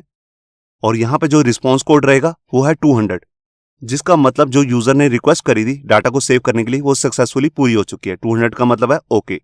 तो ये देखिए, ये हमारा कोड हुआ है। सबसे पहले हमने क्या किया, सबसे पहले हमने यहाँ पर वैलिडेट किया अपने डाटा को, जो भी यूजर ने फॉर्म से सेट किया होगा, और इसके लिए मैंने अलग से एक मेथड यूज किया वैलिडेटर, जिसके अंदर मेथड होता है मेक। ये हमने पिछली वीडियोस में यूज नहीं किया था। ये बेसिकली मेथड हमारे को एक स्पेशल फंक्शनैलिटी देता है चेक करने के लिए, जो हमने आगे चेक किए फेल्स या सक्सेस, ऐसी कंडीशंस भी हम इस पे चेक कर सकते हैं। इसके अंदर हमने सबसे पहले वैलिडेट किया। अगर ये वैलिडेशन फेल हो जाती है तब भी हमने रिस्पॉन्स सेंड किया जेसन फॉर्मेट में, क्योंकि ये एपीआई का कोड है। और इसके बाद अगर यूजर का डाटा क्रिएट हो जाता है डाटाबेस में, तब भी हमने यहाँ पर एज ए रिस्पॉन्स जेसन का डाटा यूजर को सेंड किया। अब इसके बाद हम फटाफट यहाँ पर लॉग इन और लॉग आउट का कोड भी कर लेते हैं। तो उसके लिए सबसे पहले मेरे को क्या करना है, जब यूजर यहाँ पर लॉग इन के लिए रिक्वेस्ट के लिए एंटर करेगा तो यहाँ पर हमारे पास फॉर्म का डाटा आएगा, यूजर नेम और उसका पासवर्ड, उसको हमें वैलिडेट करना है। तो मैं ऊपर वाला ही कोड चेक कर लेता हूँ। ये देखिए, यहाँ पर मैं इसी कोड को कॉपी कर रहा हूँ। अब इसके बाद देखिए, हम सारे डाटा को यहाँ पे चेक कर रहे हैं। तो हमारे पास यहाँ पे दो चीजें आएंगी, ईमेल और उसका पासवर्ड, और यहाँ पर मुझे बस ईमेल चेक करवानी है। ये देखिए, अब अगर ये ऑथेंटिकेशन फेल हो जाती है, मतलब कि उसका यूजर नेम और पासवर्ड मैच नहीं करता, तब हम उसे एक एरर का मैसेज सेंड करेंगे। तो मैसेज मैं ऊपर से कॉपी कर लेता हूं, जैसे हमने यहां पे किया था। यहां पर मैं लिख देता हूं ऑथेंटिकेशन फेल। आप यहां पे कोई और मैसेज भी सेट कर सकते हैं, या यूजर नेम और पासवर्ड मैच नहीं हुए उसको दिखाने के लिए। और लास्ट में जो भी लारावल हमारे को एरर दे रहा है वो हमारे को यहां से एज ए सेंड कर देने हैं एरर्स नाम की की के अंदर। और यहां पर हम कोड भी चेंज कर सकते हैं, आपकी मर्जी है। मैं अभी के लिए यहां पर कर देता हूं 404। आप इसे 401 भी सेट कर सकते हैं। इसके बाद हमारा मेन काम आता है, अगर ये वैलिडेशन चेक हो चुकी है, उसका यूजर नेम और पासवर्ड यूजर ने ठीक से डाला है, उसके बाद हम यहाँ पे क्या करेंगे, यहाँ पर हम इसे डाटाबेस में जाके चेक करेंगे। तो उसके लिए मैं ऑथेंटिकेशन मेथड का यूज करने वाला हूँ, अटेम्प्ट मेथड का। तो मैं यहाँ पर आउट मेथड यूज कर रहा हूँ। तो देखिए, ऊपर क्लास भी इंक्लूड होगी। ये देखिए, अगर आपके केस में नहीं हो रही है तो आप इसे मैन्युअली भी लिख सकते हैं। अब इसका मैं एक इनबिल्ट मेथड यूज करूंगा जिसका नाम होता है अटेम्प्ट, जो ये चेक करता है कि हमारा यूजर नेम और पासवर्ड मैच हो रहा है कि नहीं डाटाबेस में। तो हमारी बेसिकली दो फील्ड्स हैं, ईमेल और पासवर्ड। तो मुझे उसे एरे की फॉर्मेट में यहाँ पर सेंड करना है। ये देखिए, यहाँ पर मैंने चेक कर लिया अपनी ईमेल को और पासवर्ड को। यहाँ पर मैंने फॉर्म की फील्ड को यहाँ पे सेट किया। अब अगर ये अटेम्प्ट पास हो जाता है तब मुझे यहाँ पे क्या करना है, यहाँ पर मैं एक एल्स पार्ट भी बना लेता हूँ। अगर यूजर नेम और पासवर्ड फेल हो जाता है तब यहाँ पे क्या करना है। तो सबसे पहले मैं यहाँ पर क्या करता हूँ, यहाँ पर यूजर को एज ए रिस्पॉन्स मुझे सक्सेस का एक रिस्पॉन्स सेंड करना है। तो उसके लिए मैं ऊपर से ही कॉपी कर लेता हूँ, जैसे मैंने यहाँ पे बनाया था सक्सेस के लिए। ये देखिए, यहाँ पर मैं लिख देता हूँ यूजर लॉग्ड इन सक्सेसफुली। अब जब ये मैं मैसेज सेंड कर रहा हूं तो यहीं पर मैं अपना टोकन जनरेट करूंगा, जो सेंक्टम का मेन पार्ट है। तो यहां पर मैं की ले लेता हूं टोकन। आप नेम कुछ भी रख सकते हैं, मैं टोकन ही रख रहा हूं। अब सबसे पहले जो यूजर ने यहां पर लॉगिन किया है उसकी मेरे को यहां पर उसका डाटा चाहिए। तो उसके लिए मैं यहां पर क्या करता हूं, एक यूजर करके एक वेरिएबल बना रहा हूं, आउच यूजर ले लेता हूं बेसिकली। ये देखिए, जो भी यूजर लॉगिन हो जाएगा, मैं इसको बेसिकली इफ कंडीशन के अंदर डालता हूं क्योंकि लॉगिन पहले मैं यहां पे चेक करूंगा। ये देखिए, तो उसकी सारी इंफॉर्मेशन यूजर नाम के हमारे पास मेथड के अंदर इस वेरिएबल के अंदर पास हो जाएगी। अब इसी वेरिएबल का मैं यूज यहां पे कर लेता हूं। अब यहां पर मेरे को टोकन क्रिएट करना है, तो उसके लिए सैंक्टम का एक मेथड आता है क्रिएट टोकन। तो मैं इसी यूजर के लिए टोकन क्रिएट कर रहा हूं। ये देखिए, क्रिएट टोकन करने के बाद यहां पर आपको एक की का नाम लेना है। आप नेम कुछ भी रख सकते हैं, मैं इसको समझने के लिए यहां पर लिख देता हूं एपीआई टोकन। आप यहां पे जो भी नाम रखना चाहते हैं वो रख सकते हैं। देखिए, यहां पर एक रेड कलर का एरर मैसेज यहां पे आपको दिखा रहा है। ये एरर शो होता रहेगा, ये बेसिकली कोई एरर नहीं है, इसको ये फाइल मिल नहीं रही है, तभी ये एरर शो कर रहा है, मगर ये कोई एरर नहीं है। इसके बाद ये टोकन जो आप सेव करवाने वाले हो डाटाबेस में, इसको किस फॉर्मेट में कराना है, तो उस फॉर्मेट को बेसिकली मैं यहां पर प्लेन टेक्स्ट में यहां पर सेव करवाने वाला हूं। ये देखिए, तो यहां पर सबसे पहले मैंने यूजर उठाया कि किस यूजर का मेरे को टोकन क्रिएट करना है। यहां पर मैंने टोकन क्रिएट किया है, उसकी की का नाम ये रख दिया, और यहां पर एक टोकन क्रिएट होगा रैंडम नंबर का, जो इस की के अंदर आके सेव हो जाएगा डाटाबेस के अंदर। तो यहां पर मैं आता हूं। अब मेरे को यहां पे ये बताना है कि जो टोकन है उसकी टाइप क्या है, और सैंक्टम में मैंने आपको बताया था जो टाइप होती है वो होती है बियरर। ये देखिए, तो जब यूजर लॉगिन होगा और उसका सक्सेसफुली अटेम्प्ट क्लियर हो जाता है, तब यहां पर हम ये रिस्पॉन्स यूजर को सेंड करेंगे। ये टोकन बाद में यूजर जो है अपने कंप्यूटर में कहीं पर भी सेव कर सकता है, कुकीज की हेल्प से, सेशन की हेल्प से, या फिर लोकल स्टोरेज की हेल्प से। ये हम नेक्स्ट वीडियो में करना सीखेंगे। और यहां पर हम एल्स पार्ट के अंदर आते हैं। अगर ये ऑथेंटिकेशन फेल हो जाती है, तब हमें यहाँ पे क्या करना है, तब मैं ऊपर से फेल वाला ही यह कोड कॉपी कर लेता हूं, रिस्पॉन्स कोड, और इसको एल्स पार्ट में डाल देता हूं। ये देखिए, अब यहां पर स्टेटस आ जाएगा फेल, यहां पर मैसेज आ जाएगा email and password not matched, या कुछ और मैसेज दिखाना चाहते हैं वो भी दिखा सकते हैं। और ये एरर की अब कोई जरूरत नहीं है, क्योंकि यहां पर लारावल का कोई एरर नहीं आने वाला, ये डाटाबेस में मैच नहीं हुआ, हमारे को खुद को ही मैसेज दिखाना है। और यहां पर मैं लिख देता हूं जैसे 401। तो ये मेरा लॉगिन से रिलेटेड सारा काम हो चुका है। सबसे पहले मैंने इसको वैलिडेट किया है, अगर ये वैलिडेशन फेल हो जाती है तब मैं एक रिस्पॉन्स सेंड करूंगा फेलियर का, और अगर ये ऑथेंटिकेशन में चेक करके पास हो जाता है तब मैं एक रिस्पॉन्स सेंड करूंगा जिसके अंदर मैं टोकन भी जनरेट कर रहा हूं। ये डाटाबेस में भी क्रिएट हो जाएगा और यूजर को सेंड भी हो जाएगा जेसन फॉर्मेट के अंदर। और इसके बाद अगर ये फेल हो जाती है ऑथेंटिकेशन, तो यहां पर ये एरर का मैसेज भी यूजर को शो हो जाएगा। ये भी जेसन फॉर्मेट में होगा, क्योंकि हम सारा एपीएस बना रहे हैं। तो एपीएस में जो भी डाटा यूजर को रिटर्न करते हैं वो नॉर्मल फॉर्मेट नहीं होता है, या तो वो जेसन होता है, एक्सएमएल, या फिर ग्राफक्यूएल। अब लास्ट में हमारा काम रह गया लॉगआउट का, तो उसका कोड भी मैं कर लेता हूं। तो मैंने लिया यूजर, और जो भी हमारा रिक्वेस्टेड यूजर है, इस यूजर का मुझे टोकन को डिलीट करना है। तो मैं लिखूंगा यूजर टोकन। तो इस यूजर के जितने भी टोकन होंगे उन सबको मैं रिमूव कर रहा हूं। ये देखिए, ये डाटाबेस में से जाकर ये इस यूजर के जिसने लॉगिन किया हुआ उसके सारे टोकन को रिमूव कर देगा, और लास्ट में यहां पर ये एज ए रिस्पॉन्स एक सक्सेस का मैसेज भी सेंड करेगा। तो मैं इसी कोड को कॉपी कर लेता हूं, और यहां पर जो ये टोकन बनाए थे इनको मैं यहां से हटा देता हूं, इसकी कोई जरूरत नहीं है यहां पर, और यहां लिख देता हूं यू लॉग्ड आउट सक्सेसफुली।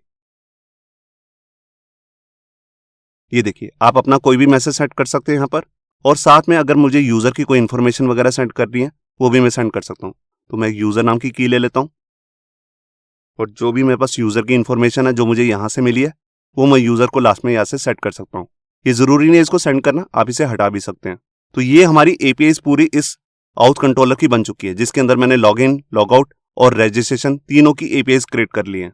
अब इसके बाद मैं आपको इन एपीआई को चेक करने के लिए इसका राउट भी क्रिएट करके दिखाता हूं। तो इसका राउट थोड़ा सा अलग तरीके से बनेगा।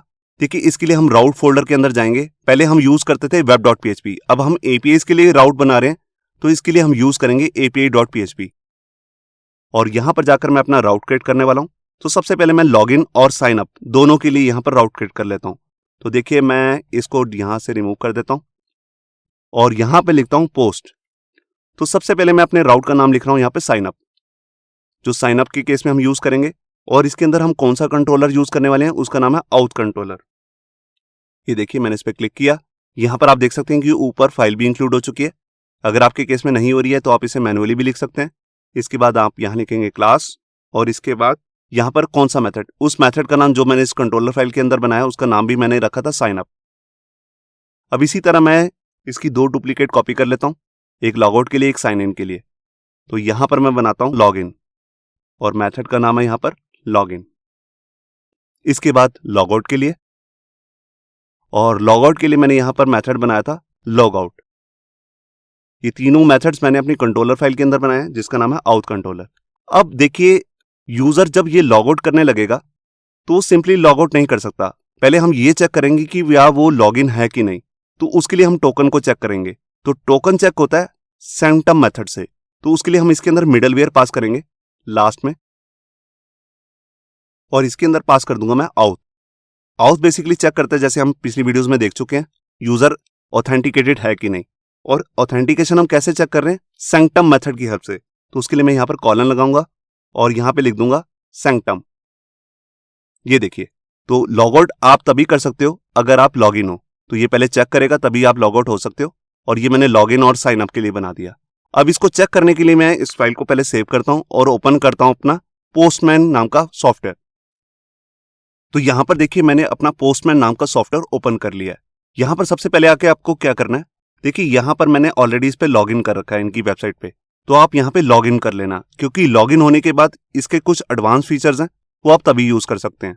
तो जब से आप इसे लॉग इन कर लेंगे इनकी वेबसाइट पे जाके रजिस्टर करके, तो यहाँ पर आपको प्लस पे क्लिक करना है। तो देखिए इस तरह से आपके पास अनटाइटल रिक्वेस्ट आ जाएगी। अभी ये रिक्वेस्ट हम सेव भी कर सकते हैं, यहाँ पर सेव का बटन भी होता है, मगर अभी मैं इसे सेव नहीं कर रहा हूँ। तो यहाँ पर हमें सबसे पहले क्या करना है, यहाँ पर चेंज कर लेना पोस्ट। यहाँ पर देखिए सारे HTTP के सारे मेथड्स आ रहे हैं। पोस्ट पे मैंने यहाँ पर क्लिक किया और यहाँ पर सबसे पहले मैं साइन अप करने वाला हूँ। तो यहाँ पर मैं अपना पूरा URL दे देता हूँ अपने प्रोजेक्ट का।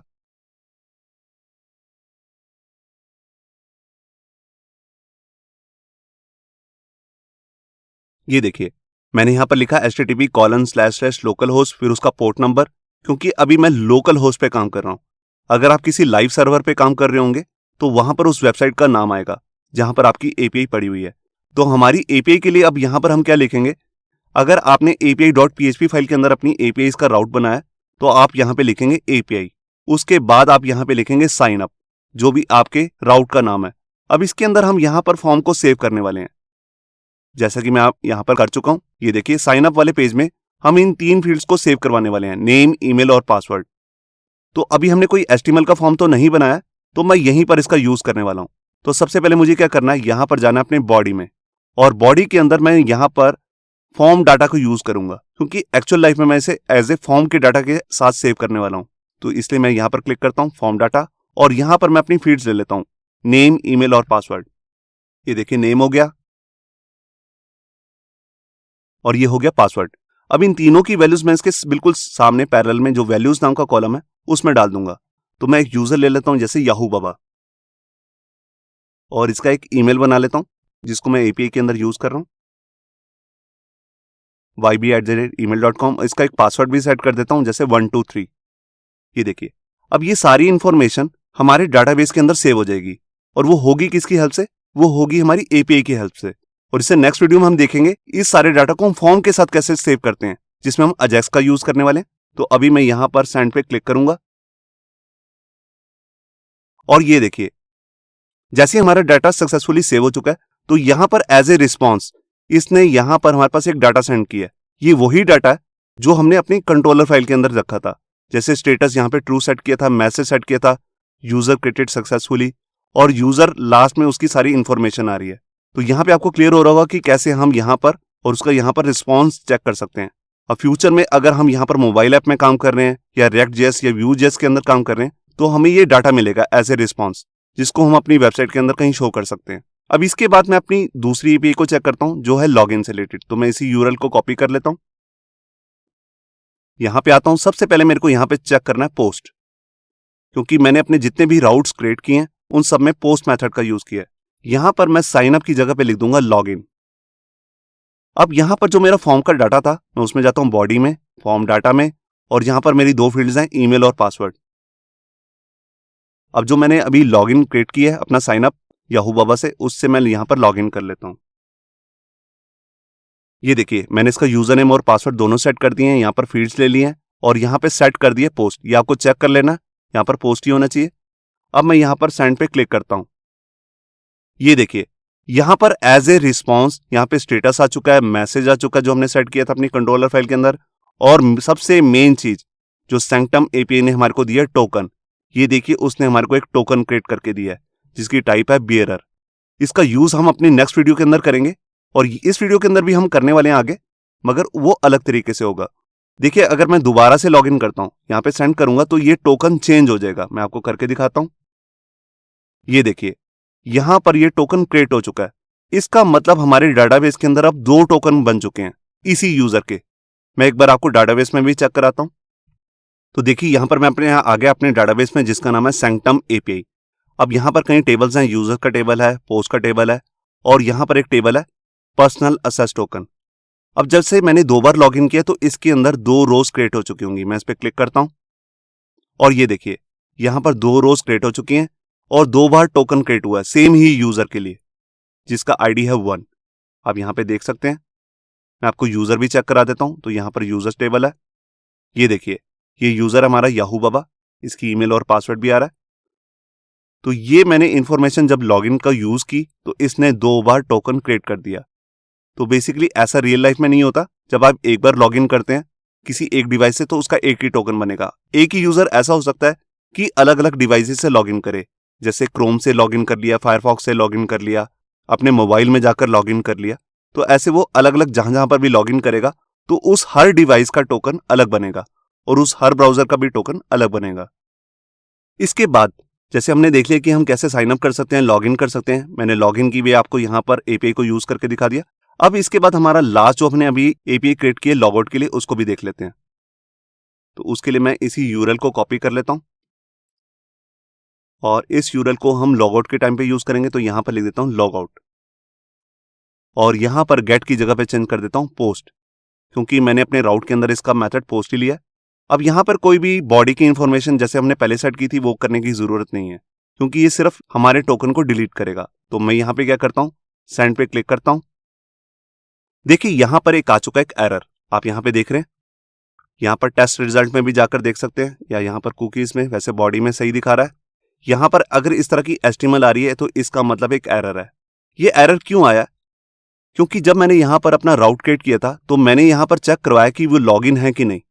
तो हमारे राउट को ये तो पता ही नहीं लग रहा कि आप लॉगिन हो कि नहीं। तो हमें जो सैंक्टम एपीआई ने एक टोकन बना के दिया है वो टोकन भी हमें उसके अंदर पास करना है। तो उसको हम पास कैसे करेंगे? पहले मैं अपने पिछले वाले टैब में जाता हूं जहां पर हमने लॉगिन किया था और ये हमारा टोकन था। इस टोकन को मैं यहां से कॉपी कर लेता हूं, क्योंकि अभी हम यहां पर एचटीएमएल फॉर्म का यूज नहीं कर रहे हैं। तो अभी हम पोस्टमैन के अंदर ही टोकन पास करेंगे। तो पोस्टमैन के अंदर हम टोकन कैसे पास करते हैं, उसके लिए हम जाते हैं ऑथराइजेशन में और यहां पर आउट टाइप के अंदर जाकर यहां पर बियरर टोकन लेना है, क्योंकि सैंक्टम यूज करता है बियरर टोकन। और यहां पर देखिए टोकन के अंदर जाकर एक पहले से टोकन आ रहा है हमारे केस में, इसको मैं हटा देता हूं और यहां पर नया टोकन पेस्ट कर देता हूं जो मैंने अभी कॉपी किया दूसरे टैब से। अब जब मैं इसको सेंड करूंगा तो ये टोकन भी जाएगा सर्वर पे और ये पहले टोकन चेक होगा, उसके बाद आप इस तरह से लॉग आउट हो सकते हो। तो ये बात आपको याद रखनी है। जब भी हम अंदर वाले पेजेस में जाएंगे जहां पर टोकन की जरूरत है तो आपको यहां से ऑथराइजेशन में जाकर टोकन को पहले सेट करना है। तो यहां पर मैंने सेंड पे क्लिक किया और ये देखिए अब हम सक्सेसफुली लॉग आउट हो चुके हैं। यहां आ गया स्टेटस ट्रू और यूजर की मैंने लास्ट में इंफॉर्मेशन भी सेंड की थी। बेसिकली इसकी कोई जरूरत नहीं होती है लॉग आउट के टाइम पे। और यहां पे मैसेज भी आ चुका है, you are log out successfully. तो यहां से आपको क्लियर हो रहा होगा, सबसे पहले हमने यहां पर लॉग इन किया था, मतलब कि साइन अप, फिर लॉग इन किया था और लॉगिन ने हमारे को एक टोकन दिया। इस टोकन को हम आगे अपनी कोड में यूज करेंगे। अभी तो हम इसको रेस्ट एपीआई के अंदर यहां पर यूज कर रहे हैं पोस्टमैन में। तो यहां पर देखिए हम यहां से लॉग आउट भी हो चुके हैं। मैं आपको डाटाबेस भी चेक करा देता हूं। ये देखिए जो हमारे ये टेबल है पर्सनल असेस टोकन, मैं इसको रिफ्रेश करता हूं तो देखिए यहां पर उसी यूजर के जितने भी टोकन थे वो सारे डिलीट हो चुके हैं। ऐसा क्यों हो रहा है? क्योंकि हमने जब लॉग आउट किया तो यहां पर हमने उस यूजर के जितने भी टोकन थे उन सबको रिमूव कर दिया। अगर आप किसी स्पेसिफिक टोकन को यहां से रिमूव करना चाहते हो तो यहां पर टोकन की की को पास करना पड़ेगा। जैसे हमने यहां पर एक की बनाई थी एपीआई टोकन, आप अलग अलग कीज के नेम भी रख सकते हैं। तो उस स्पेसिफिक की को यहाँ पर जाकर रिमूव भी कर सकते हैं। अब इसके बाद हम अपने दूसरे कंट्रोलर फाइल के अंदर आ जाते हैं जिसका नाम है पोस्ट, जिसको यूजर सिर्फ तभी एक्सेस कर सकता है अगर वो लॉगिन है। तो यहाँ पर भी हम इस पूरा जो हमने ये बनाया पूरा एपीआई रिसोर्स कंट्रोलर बनाया, तो देखिए इसने अपने आप से मेथड बना दिए जैसे नॉर्मल रिसोर्स कंट्रोलर बनाता है, इंडेक्स का मेथड, स्टोर का मेथड, शो का मेथड, अपडेट का मेथड और लास्ट में डिस्ट्रॉय का मेथड। तो इनको अब हम इस वीडियो के अंदर यूज करने वाले हैं। तो सबसे पहले हम सारे डाटा को शो करना चाहते हैं और वो भी एपीआई से डाटा को दिखाना चाहते हैं। तो उसके लिए मैं यहाँ पे क्या करने वाला हूँ, सबसे पहले मैं यहाँ पर एक वेरिएबल ले लेता हूँ डाटा नाम से, और ये डाटा जो है ये एक एरे बना देते हैं जिसके अंदर एक की भी ले लेते हैं पोस्ट। आप नॉर्मल वेरिएबल भी बना सकते हैं डाटा जो ऑटोमेटिकली एरे बन ही जाएगा, मगर मैं यहाँ पे पोस्ट ले रहा हूँ ताकि आपको समझना आसान हो जाए। और इसके अंदर अपनी एलोकेंट की क्वेरी लगा देते हैं। हमारा एक पोस्ट टेबल है, इसको मैं यहाँ से इंक्लूड कर लेता हूँ। तो देखिए यहाँ पर पोस्ट मॉडल फाइल इंक्लूड हो चुकी है। उसके अंदर मैं सारे डाटा को फैच करना चाहता हूँ तो ऑल लिख लेता हूँ। और ये अब जो ये मेरा डाटा आया है इस वाले वेरिएबल के अंदर, इसको मैं एज ए जेसन के रिस्पॉन्स में सेंड करना चाहता हूँ। तो जैसे मैंने पिछली वीडियो में किया था, मैं इस सक्सेस मैसेज को यहाँ से कॉपी कर लेता हूँ और यहाँ पर एज ए रिस्पॉन्स सेंड कर दूंगा जेसन, जिसका स्टेटस है ट्रू, जिसका मैसेज यहाँ पे आ जाएगा। मैसेज में मैं यहाँ लिख देता हूँ ऑल पोस्ट डाटा। आप कोई भी मैसेज शो कर सकते हैं, आपकी मर्जी है। अब जो ये डाटा यूजर के पास यहाँ से आया है मेरे पास डाटा नाम के वेरिएबल की में, इसको भी मैं एज ए जेसन के फॉर्मेट में सेंड कर देता हूँ। तो उसके लिए मैं की ले लेता हूँ डाटा। आप की का नेम कुछ भी ले सकते हैं, आपकी मर्जी है। और यहाँ पर जो भी मेरे पास सारा डाटा आया उसको मैं यहाँ से सेंड कर देता हूँ। ये देखिए, तो ये मेरा काम हो चुका है। अब इसके बाद मैं यहाँ पर फटाफट से यहाँ पर स्टोर का भी सारा मेथड क्रिएट कर लेता हूँ। अब सबसे पहले मुझे क्या करना है, जो भी हमारे पास यहाँ पर सारा डाटा आएगा फॉर्म की वैल्यू से, उसको मैं यहाँ पर वैलिडेट करूंगा। तो मैं यहाँ पे क्या करता हूँ, जो मैंने साइन अप के केस में सारा कोड किया था उसी को मैं यहाँ से कॉपी कर लेता हूँ, क्योंकि सेम सही कोड होगा। ये देखिए साइन अप का ये मेरा पूरा पेज है। यहाँ पर मैंने वैलिडेट किया था, फिर उसको चेक किया था, अगर फेल हो गया फिर क्रिएट किया था और लास्ट में सक्सेस का मैसेज शो किया था। तो इसको मैं कॉपी करके सारा यहाँ पर डाल देता हूँ। ये देखिए, अब यहाँ पर सबसे पहले मैं वैलिडेट करूंगा तो इस फाइल को इंक्लूड कर लेता हूँ राइट क्लिक करके इंपोर्ट क्लास, और यहाँ पर मुझे इंपोर्ट करनी है ये फैसेट्स के अंदर जो वैलिडेटर है। अब मेरे पोस्ट वाले टेबल के अंदर 3 फील्ड्स थी, टाइटल, डिस्क्रिप्शन और इमेज। तो उसको मैं यहाँ पे लिख लेता हूँ। ये देखिए यहाँ पर मैंने तीनों फील्ड्स ले लिए हैं, टाइटल, डिस्क्रिप्शन और इमेज। तीनों ही रिक्वायर्ड है डालनी, और जो इमेज है उसका फॉर्मेट भी बता दिए मीमिस नाम के यहाँ पर वैलिडेशन रूल की हेल्प से, पीएनजी, जेपीजी और लास्ट में गिफ। इन इमेजेस का ही फॉर्मेट सिर्फ एक्सेप्ट होगा अपलोड के लिए। इसके बाद ये हमारा मैसेज आ जाएगा वैलिडेशन एरर का, अगर ये वैलिडेशन फेल हो जाती है। इसके बाद यहां पर हम अपना डाटाबेस को सेव करेंगे, डाटाबेस में सारी वैल्यूज को। तो वही फील्ड्स मैं ले लेता हूं यहीं से कॉपी करके, टाइटल, डिस्क्रिप्शन और इमेज। और यहां पर मुझे फॉर्म की फील्ड लेनी है, तो उसके लिए मैं मेथड यूज करूंगा रिक्वेस्ट, और मान लीजिए हमारी फॉर्म की फील्ड का नाम है टाइटल। बिल्कुल इसी को कॉपी कर लेता हूं, और जहां पे जो इमेज आएगी उसको बेसिकली हम किसी वेरिएबल के अंदर भी डालेंगे, मैं आपको दिखाता हूं। तो उसका नाम भी मैं यहां पे ले लेता हूं जैसे इमेज नेम। और यहां पर अब यूजर नहीं आएगा, टेबल का नेम है यहां पर पोस्ट, तो मैं उसी को लिख देता हूं। तो देखिए ये वाली हमारी फील्ड्स तो सेव हो जाएंगी, टाइटल और डिस्क्रिप्शन। हमारे को सबसे पहले एक इमेज अपलोड करानी है और उसका जो हम रीनेम करेंगे उसको डाटाबेस में सेव करना है। तो उसके लिए मैं यहाँ पे क्या करता हूँ, सबसे पहले मैं इमेज को अपलोड करता हूँ। जैसे कि हम अपनी पिछली वीडियो में देख चुके हैं इमेज को अपलोड कैसे करते हैं। मैं उसका कोड लिख लेता हूँ, फिर आपको समझाता हूँ। ये देखिए यहाँ पर मैंने क्या किया, सबसे पहले जो भी हमारा फॉर्म की रिक्वेस्ट से इमेज नाम की मान लीजिए एक फील्ड होगी, उससे हम इमेज का सारा नेम उठा लेंगे और यहाँ पर मैं उसका रीनेम करने वाला हूँ। तो सबसे पहले मुझे क्या करना है, उसकी एक्सटेंशन निकालनी है कि उसकी एक्सटेंशन क्या है, जेपीजी है, पीएनजी है, क्या है। तो उसके लिए मैंने क्या किया, इसी वेरिएबल को यूज किया और यहाँ पे लारावेल का मेथड यूज कर लिया, गेट ओरिजिनल एक्सटेंशन। तो हमारे को एक्सटेंशन मिल जाएगी। उसके बाद मैं उसका रीनेम कर लूंगा। तो मैं पहले नेम बनाता हूँ। तो नेम में मैंने क्या किया, एक अभी का जो भी टाइम होगा डॉट, और जो भी मैंने एक्सटेंशन उठाई है जैसे जेपीजी तो जेपीजी लग जाएगा, पीएनजी होगा तो पीएनजी लग जाएगा। उसके बाद मुझे क्या करना है, उस इमेज को मैं अपने प्रोजेक्ट फोल्डर के अंदर कहीं पर भी सेव करने वाला हूँ। वो कैसे करूंगा, उसके लिए मैं मूव मेथड का यूज कर रहा हूँ। और यहाँ पर पब्लिक पाथ के अंदर मुझे जाना है, जो हमारा बेसिकली अपलोड्स का फोल्डर होता है। यहाँ पर मैं आपको दिखा देता हूँ, ये पब्लिक फोल्डर। इस पब्लिक फोल्डर के अंदर एक फोल्डर क्रिएट हो जाएगा जिसका नाम होगा अपलोड्स। देखिए अभी ये फोल्डर नहीं है, और उसके अंदर नया नाम आ जाएगा जो हमने अभी रखा है इमेज का। तो पहले उसी नाम की इमेज इस फोल्डर में सेव होगी और डाटाबेस में भी हम यहां पर जाकर उसे सेव कर देंगे। तो ये हो गया हमारा अपडेट का कोड। अब अगर हमारे को सिंगल रिकॉर्ड देखना है, किसी सिंगल पोस्ट को शो करना है, तो उसका भी हम यहां पर कोड कर लेते हैं। तो यहां पर मैं क्या कर रहा हूं, एक डाटा नाम का एक वेरिएबल ले लेता हूं, उसके अंदर मैं यहां पर पोस्ट नाम की की ले लेता हूं, जिसके अंदर मैं सारा डाटा स्टोर करने वाला हूं। और डाटा कौन सा स्टोर होगा, जो पोस्ट टेबल से आएगा हमारे पास। और इसके अंदर मैं कौन कौन से कॉलम्स देखना चाहता हूं, तो उसके लिए मैं मेथड यूज करूंगा सिलेक्ट, और पहली फील्ड का नाम है जैसे आईडी, और यहां पर ये सारी फील्ड्स मैं उठा लूंगा। और इसके बाद मैं यहां पर वेयर कंडीशन लगाता हूं कि किस यूजर का डाटा मुझे देखना है। तो उसके लिए मैं यहां पे लिखूंगा वेयर, और वेयर में यहां पर मैं एक एरे बना लेता हूं, एक फील्ड पास कर देता हूं आईडी, क्योंकि मैं आईडी से सर्च करना चाहता हूं। ये आईडी मुझे कहां से मिलेगा, यूआरएल से, जो हम यहां पर हमारे को मिल रहा है ये स्ट्रिंग में, ये आईडी को ही मैं यहां पर यूज कर रहा हूं। और यहां पे मैंने लिख दिया गेट। तो ये डाटा हमें इस वाले कॉलम्स का डाटा चाहिए, इस वाले टेबल में से जिसका नाम है पोस्ट, जहां पर ये आईडी मैच कर रहा होगा। इस डाटा को सारा फैच करके ले आएगा, जिसको मैं एज ए रिस्पॉन्स सेंड करूंगा। तो रिस्पॉन्स मेरा जेसन फॉर्मेट में होगा, तो मैं इसको कॉपी कर लेता हूं और यहां पर आकर सेट कर देता हूं। तो यहां पे स्टेटस रहेगा ट्रू, और यहां पर लिख देता हूं जैसे यहां पर लिखा था। यहां पर मैंने कुछ चेंज नहीं किया, यहां पर भी मुझे चेंज करना था, तो इसको मैं पहले कर लेता हूं। यहां पर मैं लिखता हूं पोस्ट, और यहां पर भी लिख देता हूं पोस्ट। यही वाली सारी पोस्ट मैं यहां से सेंड कर दूंगा, यूजर को भी पता लग जाएगा कि मैंने कौन सी पोस्ट क्रिएट की है।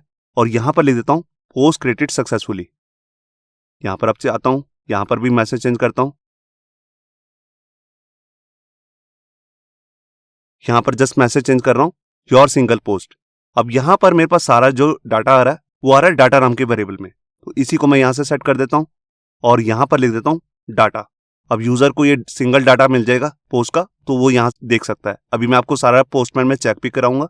उसके बाद जब मेरे को डाटा को अपडेट करना है, तो इसके अंदर भी बेसिकली वही कोड करना है जो मैंने ऊपर इंसर्ट के केस में किया है। यही कोड मैं सारा कॉपी कर लेता हूं, क्योंकि इसी को पहले मैं वैलिडेट करूंगा, फिर उसका मैसेज आ जाएगा। फिर उसके बाद ये इमेज को अगर यूजर ने चेंज किए तो वो कर सकता है। फिर यहां पर अपडेट कमांड चलाएंगे, तो मैं इसी को कोड को कॉपी कर रहा हूं और यहां आकर पेस्ट। तो सबसे पहले मैं यही चेक करूंगा टाइटल, डिस्क्रिप्शन और इमेज।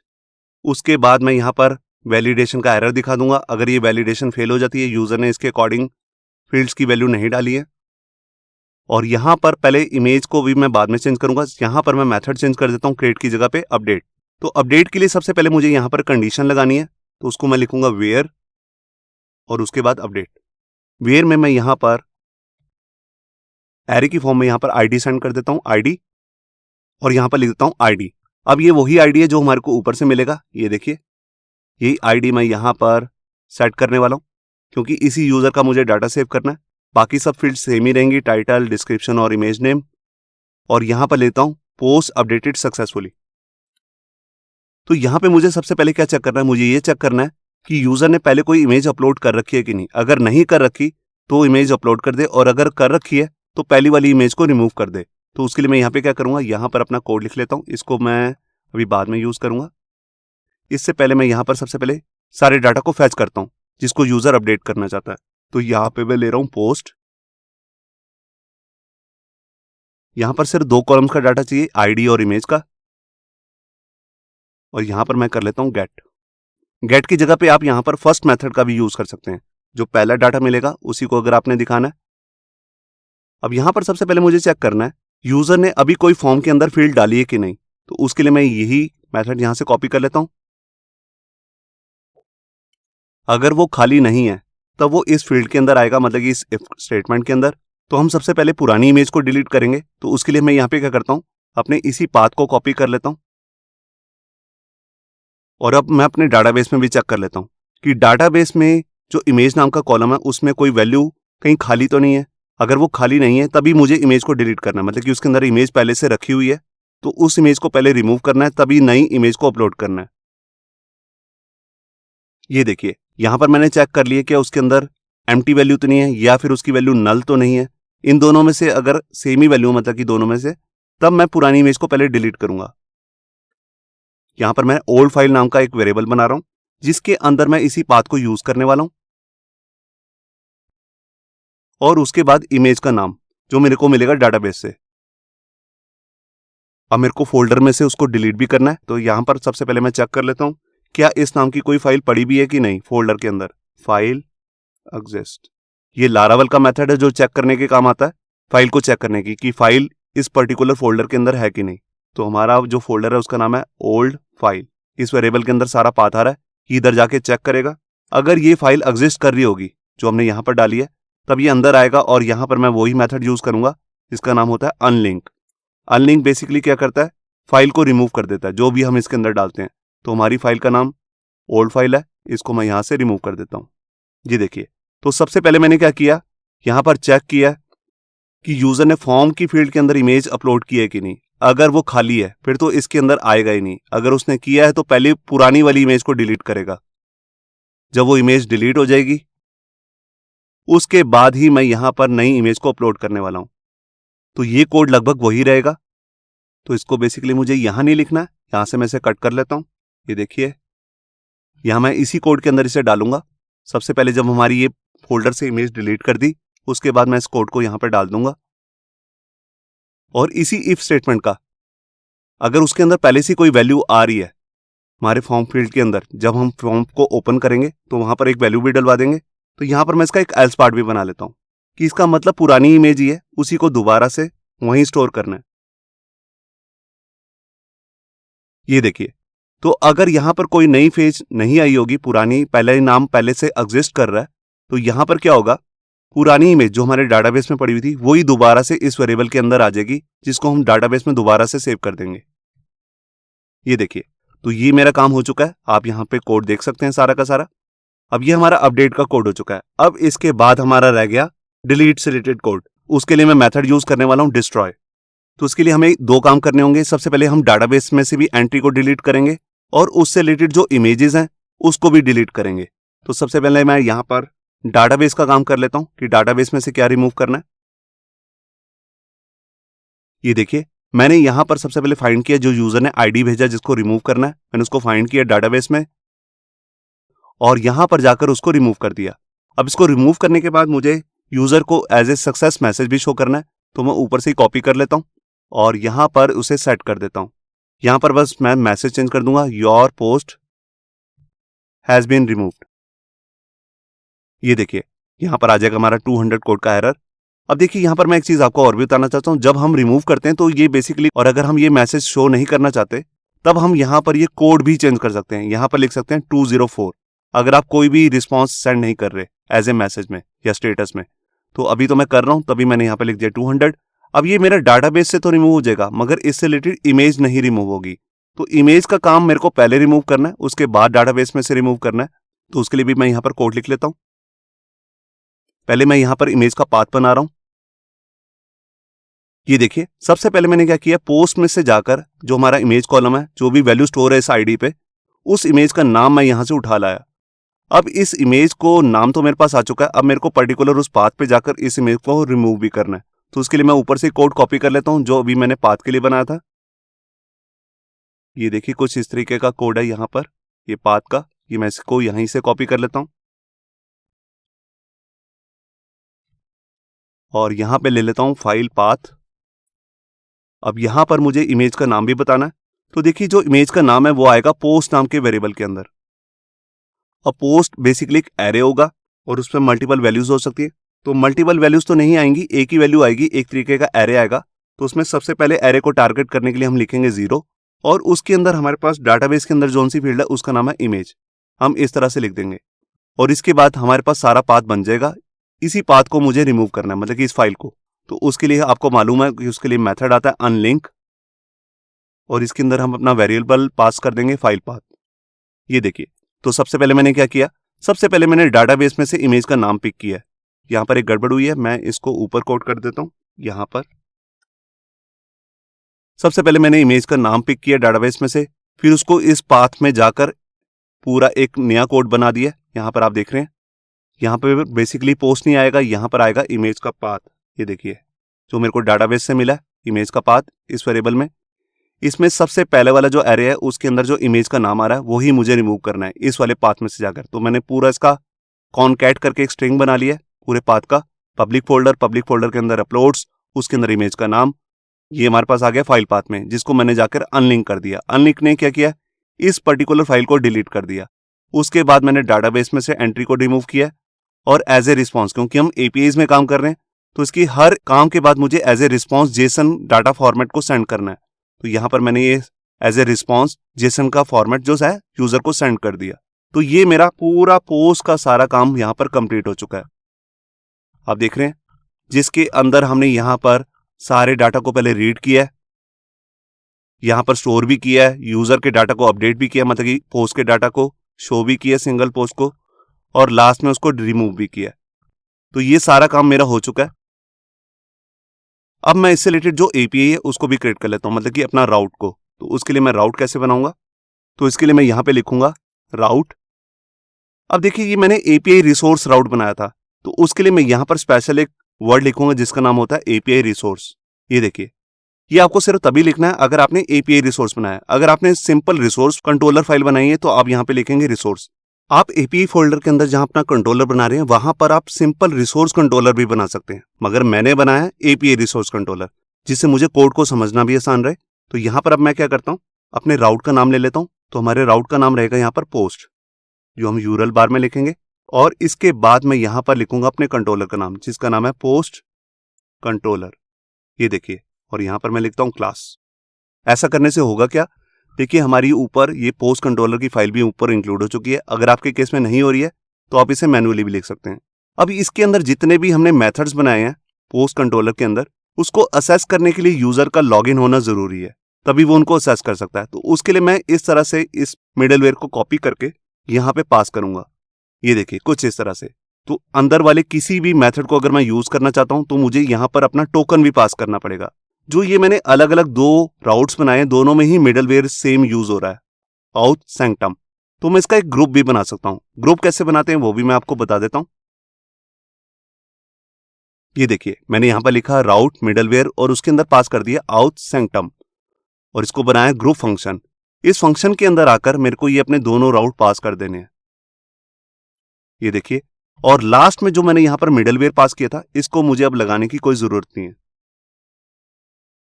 ये देखिए, तो ये मेरा बन गया सैंक्टम का आउट से रिलेटेड ग्रुप, जिसके अंदर मैं मल्टीपल लिंक पास कर सकता हूं, जो भी मैं चाहता हूं कि जब यूजर लॉगिन हो तभी उन पेजेस को असेस कर पाए। यही सेम काम हमने ऑथेंटिकेशन वाली वीडियो में भी देखा था। तो यहां पर मैंने इस फाइल को सेव किया। अब एक बार मैं आपको क्या करता हूं, एक बार मेरे पास जो भी ये रिसोर्स राउट बने इनके पूरे यूआरएल आपको चेक करा देता हूं।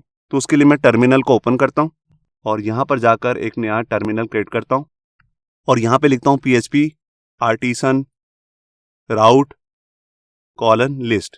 मैं पूरे राउट की लिस्ट देखना चाहता हूं, जो भी मेरे प्रोजेक्ट के अंदर राउट्स हैं। ये देखिए यहां पर पूरी लिस्ट आ चुकी है। तो देखिए जो भी हमारे पोस्ट से रिलेटेड राउट्स है, एक तो लॉगिन और लॉगआउट है और साइन अप भी है। यहां पर एपीआई के अंदर एक पोस्ट से रिलेटेड सारे राउट्स बन चुके हैं, क्योंकि ये एक रिसोर्स राउट्स हैं तभी इतने सारे लिंक्स अपने आप बन चुके हैं। तो यहां पर आपको दिख भी रहा है, इंडेक्स के लिए है, स्टोर के लिए है, शो के लिए, अपडेट के लिए और डिस्ट्रॉय के लिए। और सभी से रिलेटेड जो HTTP के मेथड्स हैं वो भी यहां पर दिए हुए हैं। जब भी आप डाटा को शो करना चाहते हैं तो यहां पर गेट मेथड का यूज करेंगे। जब आप डाटा को स्टोर करना चाहते हैं तो आप यहां पे पोस्ट मेथड का यूज करेंगे। सारे डाटा को शो करने के लिए भी गेट मेथड का यूज है। अपडेट के केस में हम यहां पर इस तरह का राउट लिखेंगे और यहां पर पुट का यूज करेंगे। और डिलीट मेथड के लिए हम डिलीट मेथड का यूज करेंगे, जो HTTP का मेथड होता है। ये देखिए, अब इसके बाद मैं अपना पोस्टमैन सॉफ्टवेयर ओपन कर लेता हूं। देखिए मैं यहां पर आ चुका हूं अपने पोस्टमैन सॉफ्टवेयर में। अब सबसे पहले मुझे लॉगिन करना है, तो मैं अपने लॉगिन वाले पेज में जाता हूं। ये देखिए ये लॉगिन का राउट है। यहां पर मैंने ईमेल और पासवर्ड पहले से डाल रखा है, ये स्टोर ही रहता है इसके अंदर। तो ये फॉर्म डाटा के अंदर है। अब यहां पर सबसे पहले मैं लॉगिन कर लेता हूं, तो मैं यहां पर सेंड करता हूं।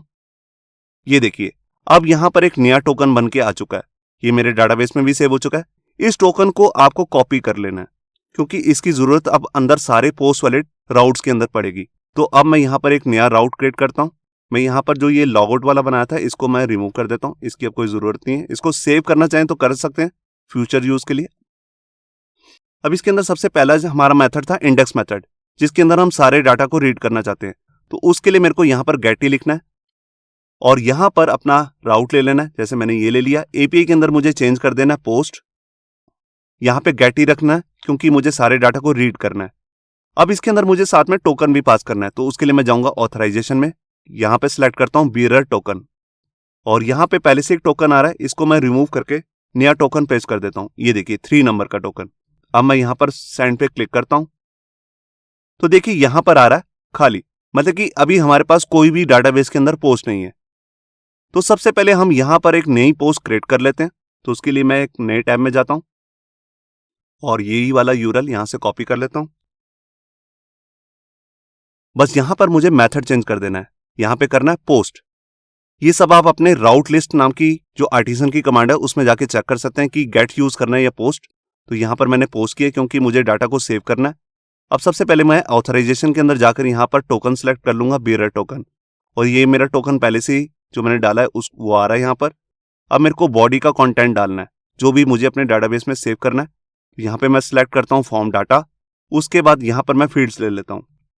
तो हमारी फील्ड्स यहाँ पर आप चेक कर सकते हैं कौन कौन सी फील्ड्स हैं, मैं आपको शो कर देता हूँ। ये देखिए स्टोर के केस में हमारे पास 3 फील्ड्स हैं, टाइटल है, डिस्क्रिप्शन है और इमेज है। तो यही तीनों फील्ड्स मैं ले लेता हूँ। ये देखिए अब टाइटल और डिस्क्रिप्शन का यहाँ पर जो डाटा टाइप है वो टेक्स्ट ही रखनी है, मगर इमेज के केस में यहाँ पर चेंज कर देनी है, यहाँ पर कर देनी है फाइल, क्योंकि मैं यहाँ पर फाइल अपलोड करना चाहता हूँ। तो यहाँ पर मैं लिख देता हूँ पोस्ट नंबर 1। आप कुछ भी टाइटल रख सकते हैं, और यहाँ पर मैंने लिख दिया here is a text of post 1। अब यहाँ पर इमेज पे फाइल अपलोड करनी है, तो मैं इसके अंदर जाऊंगा और यहाँ पर लिंक करूंगा new file from local machine. तो मैं यहाँ पर डेस्कटॉप पे जाता हूँ, इमेजेस में, और यहाँ पर कुछ इमेजेस हैं, मैं यहाँ पर ये इमेज सेलेक्ट कर लेता हूँ। ये देखिए अब यहाँ पर ये इमेज को मैं यहाँ से अपलोड कर देता हूँ। यहाँ पे एक एरर आ रहा है, हम प्रीव्यू में जाके देख सकते हैं कि एग्जैक्ट एरर क्या है। यहाँ पे आ रहा है इंटरनल सर्वर एरर। यहाँ पे जो ये एरर है ये बेसिकली इमेज से रिलेटेड है। ये कह रहा है does not have a default value. इस तरह का जब लारावल में एरर आता है तो मोस्टली केसेस होते हैं कि हमने जो पोस्ट की जो मॉडल फाइल है वहां पर इस कॉलम के बारे में बताया नहीं कि गार्डेड है कि नहीं है। और यहां पर मैं जाता हूं मॉडल्स के अंदर, पोस्ट मॉडल फाइल के अंदर। ये देखिए यहां पर फिलेबल के अंदर 2 ही फील्ड्स डाली हैं, टाइटल और डिस्क्रिप्शन। एक फील्ड और ले लेता हूं जिसका नाम मैं ले रहा हूं इमेज। तो यहां पर मैंने फाइल को सेव किया और यहां पर आया पोस्टमैन में। अब इस फॉर्म को दोबारा से सबमिट करता हूं सेंड पे क्लिक करके। ये देखिए यहां पर आप प्रीटी पे क्लिक करेंगे तो आपको प्रॉपर जेसन फॉर्मेट दिखेगा। यहां पर आपको दिख रहा है कि हमारा डाटा जो है सक्सेसफुली क्रिएटेड हो चुका है। टाइटल भी आ रहा है, यहां पर डिस्क्रिप्शन है, इमेज भी अपलोड हो चुकी है। एक डाटा मैं और भी यहां पर सेव कर देता हूं और यहां पर इमेज को चेंज कर देता हूं। इस पर क्लिक करके यहां पर डिलीट करूंगा और नई इमेज अपलोड कर देता हूं। यहां पर सेंड पे क्लिक करता हूं और ये देखिए ये पोस्ट नंबर 2 भी क्रिएटेड हो चुकी है। अब मैं एक बार आपको डाटाबेस चेक कराता हूं। डाटाबेस से पहले जो हमने पिछले टैब में एपीआई क्रिएट की थी, यहां पर पोस्ट, इसको भी चेक करा देता हूं। तो यहां पर ये सारा डाटा फैच करके लाएगी। पहले तो यहां पर कुछ भी नहीं आ रहा था, मगर अब यहां पर 2 पोस्ट फैच होके आ जाएंगी। ये देखिए यहां पर पोस्ट नंबर 1 आ चुकी है और इसी के साथ पोस्ट नंबर 2 भी यहां पर दिख रही है। मैं यहां डाटाबेस में आ गया, मैं वापस से जाता हूं अपने डाटाबेस में, सैंक्टम एपीआई, और यहां पर पोस्ट पे क्लिक करता हूं। तो आप यहां पे देख रहे हैं कि यहां पर 2 पोस्ट क्रिएट हो चुकी हैं, पोस्ट नंबर 1, पोस्ट नंबर 2, उनकी इमेजेस भी आ रही हैं। मैं यहां पर आपको जहां इमेजेस अपलोड होती हैं वो भी सारा फोल्डर चेक करा देता हूं। यहां पर एक फोल्डर होता है जिसका नाम होता है पब्लिक। अब पब्लिक के अंदर यहां पर आप देख रहे हैं एक फोल्डर आ चुका है अपलोड्स नाम से। ये फोल्डर पहले नहीं था। इसके अंदर देखो 3 इमेजेस भी आ चुकी हैं। मैंने पहले भी एक बार ट्राई किया था तो इमेज अपलोड हो गई थी मगर डाटा सेव नहीं हुआ था, तो वो इमेज भी आपको दिखा रहे हैं यहां पर। अब इसके बाद मैं क्या करता हूं, इसके बाद यहां पर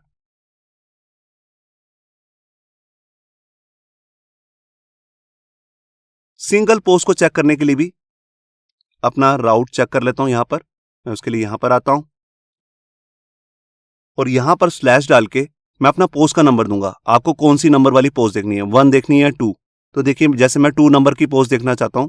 उसके बाद मैं यहां पर आकर ऑथराइजेशन में जाऊंगा, यहां पर टोकन चेंज करूंगा, बीयरर टोकन।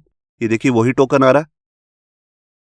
अब मुझे बॉडी के अंदर कुछ भी पास नहीं करना क्योंकि मुझे सिर्फ डाटा को रीड करना है, तभी मैंने यहां पर सेट किया है गेट। तो ये मेरे पास सिंगल पोस्ट का डाटा ले आएगा, पोस्ट नंबर 2 का। ये देखिए यहां पर पोस्ट नंबर 2 भी आ चुकी है। अब अगर इसे मुझे मॉडिफाई करना है तो मैं क्या करूंगा, मैं इसी यूआरएल को कॉपी कर लेता हूं, नए टैब में आता हूं, यहां पर इसे पेस्ट करता हूं। सबसे पहले मुझे यहां पर चेंज कर देना पोस्ट। आप यहां पे सोच रहे होंगे यहां पर हम अपडेट के लिए तो पुट यूज करते हैं, मगर पोस्ट क्यों कर रहे हैं। देखिए आप यहां पर पोस्ट लिखेंगे, मगर यहां पर आप हेडर के अंदर जाकर, जो हेडर नाम का टैब है, उसमें पास करेंगे पुट। मैं आपको करके दिखाता हूं। तो इसके लिए सबसे पहले मैं क्या करता हूं, यहां पर ऑथराइजेशन में जाता हूं और यहां पर बीरर टोकन चेंज करूंगा। हेडर में जाकर यहां पर लिखूंगा मेथड पुट। तो मेथड आपने सिंपल नहीं लिखना, यहां पर लिखना है अंडरस्कोर मेथड। ये देखिए ये पोस्टमैन का तरीका है, मगर एक्चुअल कोड में हम ऐसे नहीं लिखते हैं। और यहां पर वैल्यू में दे देंगे पुट, क्योंकि हम डाटा को अपडेट करने वाले हैं। अब इसके बाद मैं बॉडी में आऊंगा और अपनी फॉर्म के डाटा में चला जाऊंगा। अब यहां पर मैं अपनी किस फील्ड को अपडेट करना चाहता हूं वो मैं बताऊंगा। तो देखिए जैसे मैं यहां पर एक टाइटल ले लेता हूं, डिस्क्रिप्शन और उसके साथ में इमेज। अब यहां पर आकर टाइटल में मैं लिख देता हूं न्यू टाइटल और यहां पे लिख देता हूं न्यू डिस्क्रिप्शन डाटा। और इमेज मैं अगर चेंज करना चाहता हूं तो यहां पर लिखूंगा फाइल और यहां पर जाकर न्यू फाइल अपलोड कर देता हूं। ये देखिए अब मैंने सारी फील्ड्स के डाटा को यहां पे चेंज कर दिया है और यहां पर आईडी आ रहा है कि किस आईडी को मेरे को अपडेट करना है। उस आईडी का नंबर है 2 और यहां पर हेडर आपको जरूर पास करना है। हेडर में लिखना है पुट, क्योंकि हम अपडेट कर रहे हैं। ऊपर मेथड रहेगा पोस्ट और ऑथराइजेशन में यहां पर टोकन ले लेना है, ये वाला। अब मैं यहां पर सेंड पे क्लिक करता हूं। यहां पर एक एरर आ चुका है, मैं यहां पर प्रीव्यू में देखता हूं। यहां पर देखिए एक एरर का मैसेज शो कर रहा है। तो यहां पर ये एरर दे रहा है जो है वो है पोस्टमैन इज नॉट स्पॉटेड। देखिए यहां पर हमने पुट लिया तभी ये एरर मैसेज दे रहा है पोस्ट का ही, ये अभी भी पोस्ट ही ले रहा है इसको। तो ये मेरे को लग रहा है मैंने हेडर के अंदर पास की, यहां पे नहीं करेंगे, यहां पर हटा देता हूं। इसको हम बॉडी में पास करके देख लेते हैं यहां पर। तो यहां पर मैं लेता हूं मेथड और इसकी वैल्यू यहां पर ले लेता हूं पुट। ये देखिए आपको फॉर्म डाटा के अंदर इसी मेथड को यहां पे डिक्लेयर करना है। अब यहां पर मैं दोबारा से सेंड पे क्लिक करता हूं। अब यहां पे मैसेज चेंज हो चुका है, इसका मतलब हमने ठीक लिखा है मगर मैसेज चेंज है। यहां पर एरर दूसरा आ रहा है और वो कह रहा है internal server error, property image does not exist in this collection. यहां पर आता हूं, दोबारा से कोड देखता हूं। देखिए एक चीज तो है यहां पर मैंने नीचे भी एक वेरिएबल लिया पोस्ट और सेम वेरिएबल इधर भी लिया पोस्ट। एक तो इसका नाम चेंज कर देता हूं, इसका रीनेम कर दिया पोस्ट इमेज। अब जहां जहां पर भी पोस्ट लिया था ऊपर वहां पर चेंज कर देता हूं। दूसरा इसमें सबसे पहले क्या करते हैं, जो भी हमारी इमेज यहां पर अपलोड हो रही है यहीं से मेरे को लग रहा है एरर आ रहा है, इसको रिटर्न करके देखते हैं। क्योंकि यहां पर मैंने वेयर कंडीशन नहीं लगाई है, वेयर लगाना जरूरी था। एक बार चेक कर लेते हैं। यहां पर मैंने फाइल को सेव किया, मैं यहां पर आया और दोबारा से सेंड करता हूं और ये देखिए यहां पर रिस्पॉन्स में एक जेसन आई है। यहां पर आप देख रहे हैं यहां पर 2 आईडीज आ चुके हैं, पोस्ट नंबर 1 का भी आ रहा है, पोस्ट नंबर 2 का भी आ रहा है, क्योंकि यहां पर मैंने सिलेक्ट के साथ वेयर मेथड का यूज नहीं किया है। तो उसका यूज भी मैं कर लेता हूं। इसको बेसिकली मैं नेक्स्ट लाइन में कर लेता हूं और यहां पर लिखता हूं आईडी $ID। यहां से हमारे को ये वैल्यू मिल रही है। एक बार मैं ऊपर चेक कर लेता हूं, मैंने ऊपर भी ऐसे ही लिखा था, ये देखिए यहां पर भी ऐसे लिखा है कि हमारे को ये आईडी मिल रही है अपडेट के केस में। इसी को मैं यहां से पास कर रहा हूं। अभी मैं इसी को रिटर्न करके देखता हूं कि हमारे पास अब क्या आता है। मैं यहां पर आया, दोबारा से सेंड करता हूं। ये देखिए अब हमारे पास सिंगल डाटा आया, मतलब कि सिंगल पोस्ट। यहीं से गड़बड़ हो रही थी। अब इसमें से मेरे को ये वाली इमेज चाहिए, तो इसके लिए मैं यहां पर इस एरे में जाऊंगा 0 और उसके बाद हमारे कॉलम का नाम है इमेज। फाइल को सेव किया, यहां आया, सेंड पे क्लिक और ये देखिए इमेज का नाम आ रहा है। तो मेरे को क्या करना है, मेरे को एग्जैक्ट यही वाला कोड यहां पर भी डाल देना। तो यहां से इस लाइन को रिमूव कर देता हूं। तो जो भी हमारे को डाटा मिलेगा उसी सेम इमेज को पहले मैंने चेक करना है यहां कोई वैल्यू नल तो नहीं है, खाली तो नहीं है। अगर उसके अंदर कोई भी वैल्यू होगी तो पहले हम उस इमेज का पाथ उठाएंगे और उसको यहां से अनलिंक कर देंगे, मतलब कि उसको इमेज को डिलीट कर देंगे फोल्डर में से। उसके बाद हमारी नई इमेजेस जो अपलोड की है उसको यहां से अपलोड करेंगे। तो यहां से मैंने फाइल को सेव किया, मैं यहां पर आया। अब मैं दोबारा से इस फॉर्म को जो मैंने फिल कर रखा है इसको यहां से सेंड करता हूं और ये देखिए अब ये डाटा अपडेट हो चुका है। यहाँ पर स्टेटस आ गया ट्रू, मैसेज भी आ चुका है और पोस्ट भी आ चुका है। अब इसके बाद हमारा लास्ट काम है कि हमने लास्ट वाली एपीआई चेक करनी है जिसमें हम डाटा को रिमूव करने वाले हैं। तो उसके लिए मैं यहाँ पे क्या करता हूँ, इसी यूआरएल को कॉपी कर लेता हूँ और यहाँ पे जाके इसको पेस्ट कर देता हूँ। इससे पहले जो अभी हमने डाटा अपडेट किया उसको मैं आपको डाटाबेस में चेक भी करा देता हूँ। देखिए मैं यहाँ पर आया, फाइल को रिफ्रेश किया और ये देखिए यहाँ पर डाटा अपडेट हो चुका है, यहाँ पर नई इमेज भी आ चुकी है। अब मैं यहाँ पर आया पोस्टमैन में, अब यहाँ पर मुझे डाटा को डिलीट करना है। अब यहाँ पर मुझे गेट की जगह पे यहाँ पे या तो मैं पोस्ट ले सकता हूँ और बॉडी में जाके मेथड पास कर सकता हूँ जैसे मैंने भी आपको दिखाया, या यहाँ पर सीधा डिलीट भी यूज कर सकता हूँ। तो मैंने ऊपर डिलीट ही ले लिया। और किस पोस्ट को यहाँ पे डिलीट करना है, आईडी नंबर 1 को या फिर 2 को। तो यहाँ पर मैं 1 नंबर की पोस्ट को डिलीट करना चाहता हूँ, तो यहाँ पर मैं लिख देता हूँ 1। अब मैं यहाँ पर जाके सेंड पे क्लिक करूंगा और यहाँ पे एक एरर आ चुकी है। मैं प्रीव्यू पे जाता हूं, यहाँ पे एरर मैसेज शो हो रहा है, राउट लॉगिन नॉट डिफाइंड। इस एरर मैसेज का मतलब है कि आपने लॉगिन नहीं कर रखा। लॉगिन हुआ यूजर ही पोस्ट को रिमूव कर सकता है। तो उसके लिए मैं यहाँ पे जाऊंगा ऑथराइजेशन में और यहाँ पर अपना टोकन पास कर दूंगा। ये देखिए ये टोकन ही हमारा लॉगिन होने का सबूत है कि हम लॉगिन है। अब हम इस राउट को असेस कर सकते हैं। तो यहां पर मैंने क्या किया, सेंड पे क्लिक किया और ये हमारा डाटा तो रिमूव हो चुका है। अब यहां पे एक एरर शो हो रहा है, ये कह रहा है इस नाम की कोई फाइल नहीं है। मैंने अभी फोल्डर को ओपन किया है, जैसे यहां पर लिखा है अपलोड्स के अंदर स्लैश नहीं लगा हुआ, ये देख रहे हैं आप। तो इसी का मैसेज आ रहा है। तो मैं यहां पर आता हूं, स्क्रॉल करता हूं और ये देखिए यहां पर जब मैंने अपलोड्स लगाया यहां पर भी मुझे बाद में स्लैश देना है। ये देखिए यहां पर मैंने फाइल को सेव किया। अब मैं आपको दूसरा डाटा रिमूव करके दिखाता हूं। तो यहां पर पोस्ट नंबर 2 दे देता हूं और यहां पर मैं सेंड पे क्लिक करता हूं और ये देखिए ये मेरा डाटा सक्सेसफुली रिमूव हो चुका है। आप यहां पे देख रहे हैं। तो हमारे डाटाबेस में से एक डाटा रिमूव हो चुका है। मैं आपको एक बार चेक भी करा देता हूं। ये देखिए मैं यहां पर आया, फाइल को रिफ्रेश किया। अब यहां पर आप देख रहे हैं कि यहां पर एक ही डाटा आ रहा है, पोस्ट नंबर 1। इसको भी मैं आपको रिमूव करके दिखाता हूं। मैं यहां पर आया और आईडी नंबर ऊपर पास कर देता हूं 1। अब यहां पर मैं क्लिक करता हूं सेंड पे और ये देखिए ये डाटा भी हमारा रिमूव हो चुका है। मैं डाटाबेस में आया, फाइल को रिफ्रेश किया और ये देखिए अब हमारी पोस्ट में कोई भी डाटा नहीं है। तो यहां पर आपने देखा कि कैसे हमने एपीआईज को यूज करके पूरा क्रूड सिस्टम बना लिया है। अब ये हमारा कोड काफी लेंथी है, आप देख रहे होंगे, ये काफी आपको कंफ्यूज कर सकता है। हम इस कोड को छोटा कर सकते हैं। देखिए हमने बार बार हर मेथड के अंदर रिस्पॉन्स को सेंड किया है, या तो उसका स्टेटस ट्रू है या फिर फॉल्स, बस उसके अंदर मैसेज ही अलग होता है या डाटा अलग हो सकता है। तो ऐसे केसेस में हम क्या कर सकते हैं, हम एक कॉमन कंट्रोलर की फाइल बना सकते हैं जो इसके अंदर हम यूज कर सकते हैं, या कोई अपनी हेल्पर क्लास भी बना सकते हैं। उसको भी मैं आपको एक बार बना के दिखा देता हूं। तो उसके लिए मैं यहां पे क्या करूंगा, मैं टर्मिनल को ओपन करता हूं और यहां पर एक नई कंट्रोलर की फाइल बनाता हूं जिसका नाम है बेस कंट्रोलर। और ये एपीआई फोल्डर के अंदर ही बनेगी।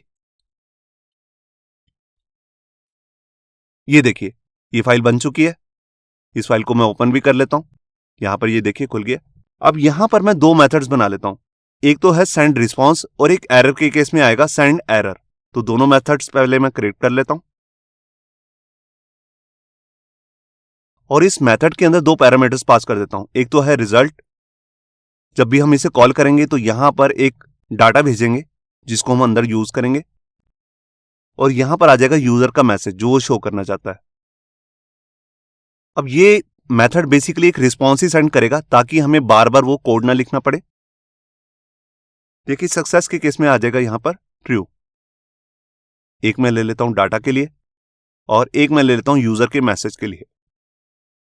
यहां पर जो भी हमारे पास यूजर डाटा भेजेगा उसको मैं यहां से सेट कर देता हूं और जो भी मैसेज आएगा हमारे पास इस वेरिएबल में, इसको मैं यहां पे सेट कर देता हूं। और लास्ट में जब भी हम इस मेथड को कॉल करेंगे जिसका नाम है सेंड रिस्पॉन्स, ये रिटर्न करेगा जेसन। तो रिटर्न में मैं लिखूंगा रिस्पॉन्स जेसन। जेसन में 2 पैरामीटर्स आएंगे।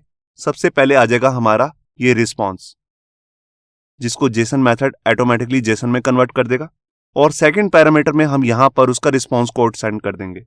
तो मैं लिख रहा हूं 200। जब भी सक्सेस रेट होगा तो यही मेथड कॉल होगा और जब एरर आएगी तब हम इसी का कॉपी कर लेते हैं, एक मेथड और बना लेते हैं, उसका नाम मैं रख देता हूं सेंड एरर। इसमें भी हमारे पास एक मैसेज आएगा और एक एरर का पूरा जो भी रिस्पॉन्स आएगा वो भी हम यहाँ पर एक्सेप्ट करेंगे। तो उसके लिए मैं यहाँ पर वेरिएबल ले लेता हूं एरर, यहाँ पर एरर मैसेज, जिसके अंदर बेसिकली बहुत सारा डाटा आने वाला है। तो इसके लिए मैं इसको एरे बना लेता हूं पहले से ही, ये एक एरे, एम्प्टी एरे। और यहाँ पर जो भी एरर का कोड है उसके लिए भी यहाँ पर एक वेरिएबल ले लेता हूं। तो देखिए जैसे मैं यहाँ पर रिस्पॉन्स कोड के लिए कोड ले रहा हूं, कोड नाम का एक वेरिएबल, इसकी डिफॉल्ट वैल्यू सेट कर देता हूं जैसे 404। अगर यूजर कोई और मैसेज का कोड सेंड करेगा तो वही यहां पर आकर लग जाएगा। तो अब अंदर आकर मुझे क्या करना है, यहां पर सक्सेस में यहां पर फॉल्स सेट कर देना और यहां पर डाटा कुछ नहीं होगा और मैसेज में मैं यहां पर एरर शो कर दूंगा। ये एरर मैं यहां से कॉपी करता हूं, यहां पर पेस्ट। अब जो ये हमारा एरर मैसेज है जो लारावल अपनी तरफ से देता है, यहां पे तो हमारा खुद का मैसेज आएगा। अब जो लारावल अपनी तरफ से मैसेज देगा वो ऑप्शनल होंगे। तो उसके लिए मैं यहां पर अलग से कंडीशन बनाता हूं, पहले चेक करूंगा कि इसके अंदर कोई वैल्यू है कि नहीं। अगर ये एम्प्टी नहीं है, डॉलर एरर मैसेज, तो ये इफ स्टेटमेंट के अंदर आ जाएगा। और इसके अंदर जो ये हमारा रिस्पॉन्स है इसमें एक की ले लेता हूं। जैसे हमने दो कीज ऊपर लिए हैं, सक्सेस और मैसेज, यहां पर ये एक ऑप्शनल की ले रहा हूं जिसका नाम होगा डाटा। अगर इसके अंदर कोई वैल्यू आएगी तब हम वो ही वैल्यू यहां पर सेट कर देंगे जो हमारे पास इस वेरिएबल के अंदर आएगी। ये देखिए, तो पहले मैंने चेक किया क्या इसके अंदर वैल्यू एम्प्टी तो नहीं है। अगर वो एम्प्टी नहीं है तभी ये की बनेगी और इसके अंदर हम एरर का मैसेज शो कर देंगे। और रिटर्न में यही हम जेसन रिटर्न करने वाले हैं और जो कोड होगा वो यही कोड होगा जो यूजर सेंड करेगा। अगर वो कुछ भी सेंड नहीं करता तब यहां पर सेट हो जाएगा 404। ये देखिए, अब मैंने क्या किया, मैंने यहां पर रिस्पॉन्स के लिए दो अलग से मेथड्स बना लिए। अब जो ये मैंने कंट्रोलर की फाइल बनाई है बेस कंट्रोलर, इसको मुझे यूज करना है अपनी पोस्ट कंट्रोलर के अंदर। अब तक हम क्या कर रहे थे, जो हमारा पोस्ट कंट्रोलर था वो एक्सटेंड करता था कंट्रोलर फाइल को, मगर अब ये एक्सटेंड करेगा बेस कंट्रोलर को। और बेस कंट्रोलर किसको एक्सटेंड करेगी, कंट्रोलर को। मतलब कि हम बेस कंट्रोलर इनहेरिट कर रही है कंट्रोलर क्लास को और आगे हमारी पोस्ट कंट्रोलर इनहेरिट करेगी बेस कंट्रोलर को। तो यहां पर मैं लिख देता हूं बेस कंट्रोलर। जैसे ही मैं इस पर क्लिक करूंगा, अब ये फाइल मेरे को ऊपर इंक्लूड भी करनी है। तो उसके लिए मैं यहां पे क्या करूंगा, यहां पे मुझे इस पूरी बेस कंट्रोलर फाइल का पाथ देना है। तो यहां पर मैं लिख लेता हूं यूज, सबसे पहले ऐप फोल्डर, फिर उसके अंदर HTTP फोल्डर और उसके अंदर बेस कंट्रोलर। ये देखिए एज, अब इसका एक नाम भी देता हूं बेस कंट्रोलर। हम पूरी इस फाइल को इस वाले वेरिएबल से यूज करेंगे। ये कांस्टेंट वेरिएबल बन गया जिसको मैंने यहां पे यूज कर लिया। अब इस कोड को छोटा कैसे करना है वो भी मैं आपको दिखा देता हूं। जहां पर हम अब इतनी सारी लाइनें लिख रहे थे, ये लिखने की कोई जरूरत नहीं है। यहां पर मैं रिटर्न कर देता हूं। सबसे पहले मैं यहां पर दिस लिखूंगा। दिस का मतलब क्या है, जो हमारी यही क्लास है पोस्ट कंट्रोलर, इसी का ही एक मेथड यूज कर रहा हूं इस वाले मेथड के अंदर। तो हमारे उस मेथड का नाम क्या है, उसका नाम है सेंड रिस्पॉन्स, जिसके अंदर दो पैरामीटर मुझे सेंड करने, मतलब कि एज ए वैल्यू। तो पहले में मुझे डाटा सेंड करना है, तो यहां पर मैं डाटा सेंड कर देता हूं। पहले मैं इसे ऐसे सेट कर रहा था, अभी ये लाइन तो मैं रिमूव कर दूंगा और साथ में मुझे एक मैसेज भी सेंड करना है। तो मैसेज मैं यहीं से कॉपी कर लेता हूं और यहां पे सेट कर देता हूं।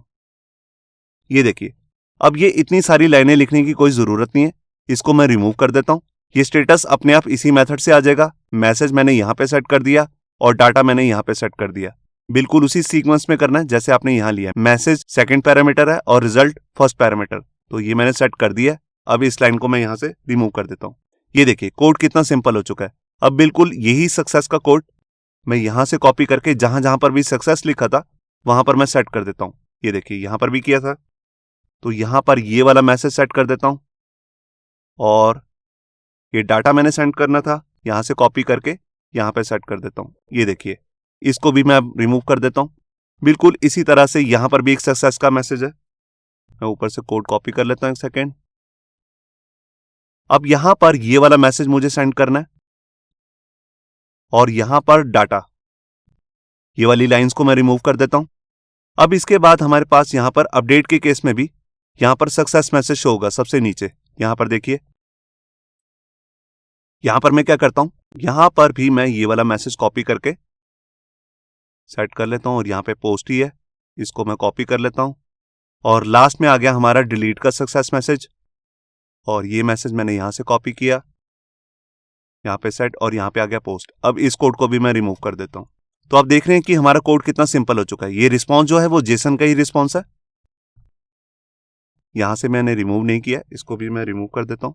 ये देखिए, अब बिल्कुल इसी तरह से जहां पे हमारा एरर से रिलेटेड, ये फॉल्स से रिलेटेड हमारा मैसेज आ रहा था, उसको भी मैं चेंज कर लेता हूं। तो सबसे ऊपर जाते हैं, पहले मैं यहां पे देखता हूं। यहां पे आप देख रहे हैं कि फेल के केस में यहां पर मैं ये फेल का स्टेटस सेंड कर रहा था। अब इसकी जगह पे मैं अपना कोड पेस्ट करता हूं। ये देखिए, अब सेंड रिस्पॉन्स नहीं यूज करूंगा, यहां पे यूज करूंगा दूसरा मेथड। उसका नाम मैंने क्या रखा था? उसका नाम मैंने रखा है सेंड एरर। अब सबसे पहले इसमें एरर का मैसेज आएगा, और सेकंड पैरामीटर देना जरूरी नहीं है। अगर लारावल खुद से कोई एरर दे रहा है तो हम यहां पर सेंड करेंगे एज ए सेकंड पैरामीटर, और अगर हम थर्ड पैरामीटर यहां पे सेट करते हैं तो वो वैल्यू सेट हो जाएगी, वरना यहां पर डिफॉल्ट वैल्यू सेट की हुई है 404। तो मैं वापस आता हूं, और यहां पर ये मेरा खुद का एरर मैसेज है, इसको मैं यहां से सेट कर देता हूं।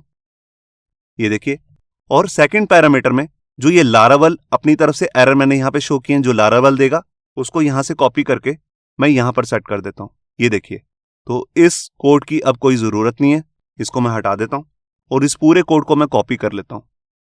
अब जहां पर भी मेरा एरर मैसेज हो रहा था वहीं पर मैं इसको सेट कर दूंगा। ये देखिए, यहां पर भी ये मैसेज आ रहा है, तो यहां पर मुझे ये ऊपर का कोड डिलीट कर देना। देखिए, सब जगह सेट हो चुका है। अब ये हमारा कोड जो फाइल है काफी छोटी हो चुकी है, क्योंकि यहां पर मैंने दूसरी फाइल को यूज कर लिया जिसका नाम है बेस कंट्रोलर। अब यही फाइल से हमारा रिस्पॉन्स जाएगा जेसन के फॉर्मेट में। तो यहां पर मैं इस फाइल को सेव करता हूं, और एक बार बेस कंट्रोलर के अंदर आकर आपको सारे डाटा को फैच करके दिखाता हूं। अब हमारे पास मेरे ख्याल से कोई डाटा नहीं है। मैं सेंड पे क्लिक करता हूं, तो देखिए यहां पर खाली आ चुका है, यहां पे कोई भी डाटा नहीं है। एक बार मैं नया डाटा ऐड करके देख लेता हूं। तो यहां पर मैंने लिख दिया पोस्ट नंबर 3। पोस्ट नंबर 3 ये इमेज है, इसको मैं सेंड कर देता हूं। ये देखिए, ये इमेज भी सेव हो चुकी है। अब मैं दोबारा से इसी वाली फाइल में आता हूं जिसमें सारा डाटा हम चेक कर सकते हैं। सेंड पे क्लिक करता हूं, और ये देखिए, ये पूरा रिस्पॉन्स हमारा बिल्कुल एज इट इज आ रहा है जैसे पहले आ रहा था। तो ये था हमारा एपीआई। हमने एपीआई को क्रिएट करना सीखा यहां पर। अब नेक्स्ट वीडियो में हम सीखेंगे कि हम इन एपीआईज को अजैक्स के साथ कैसे यूज कर सकते हैं, और फ्यूचर में सीखेंगे कि इन एपीआईज को Vue.js और React.js के साथ कैसे सीखेंगे। तो इससे नेक्स्ट वीडियो को भी देखना मत भूलिए। होप सो आपको ये हमारा वीडियो ट्यूटोरियल अच्छा लगा होगा। अगर अच्छा लगा है तो वीडियो को प्लीज़ लाइक करना मत भूलिए। अगर आप ऐसे ही रेगुलर अपडेट्स चाहते हैं तो हमारे चैनल याहू बाबा को सब्सक्राइब करना मत भूलिए। Thank you.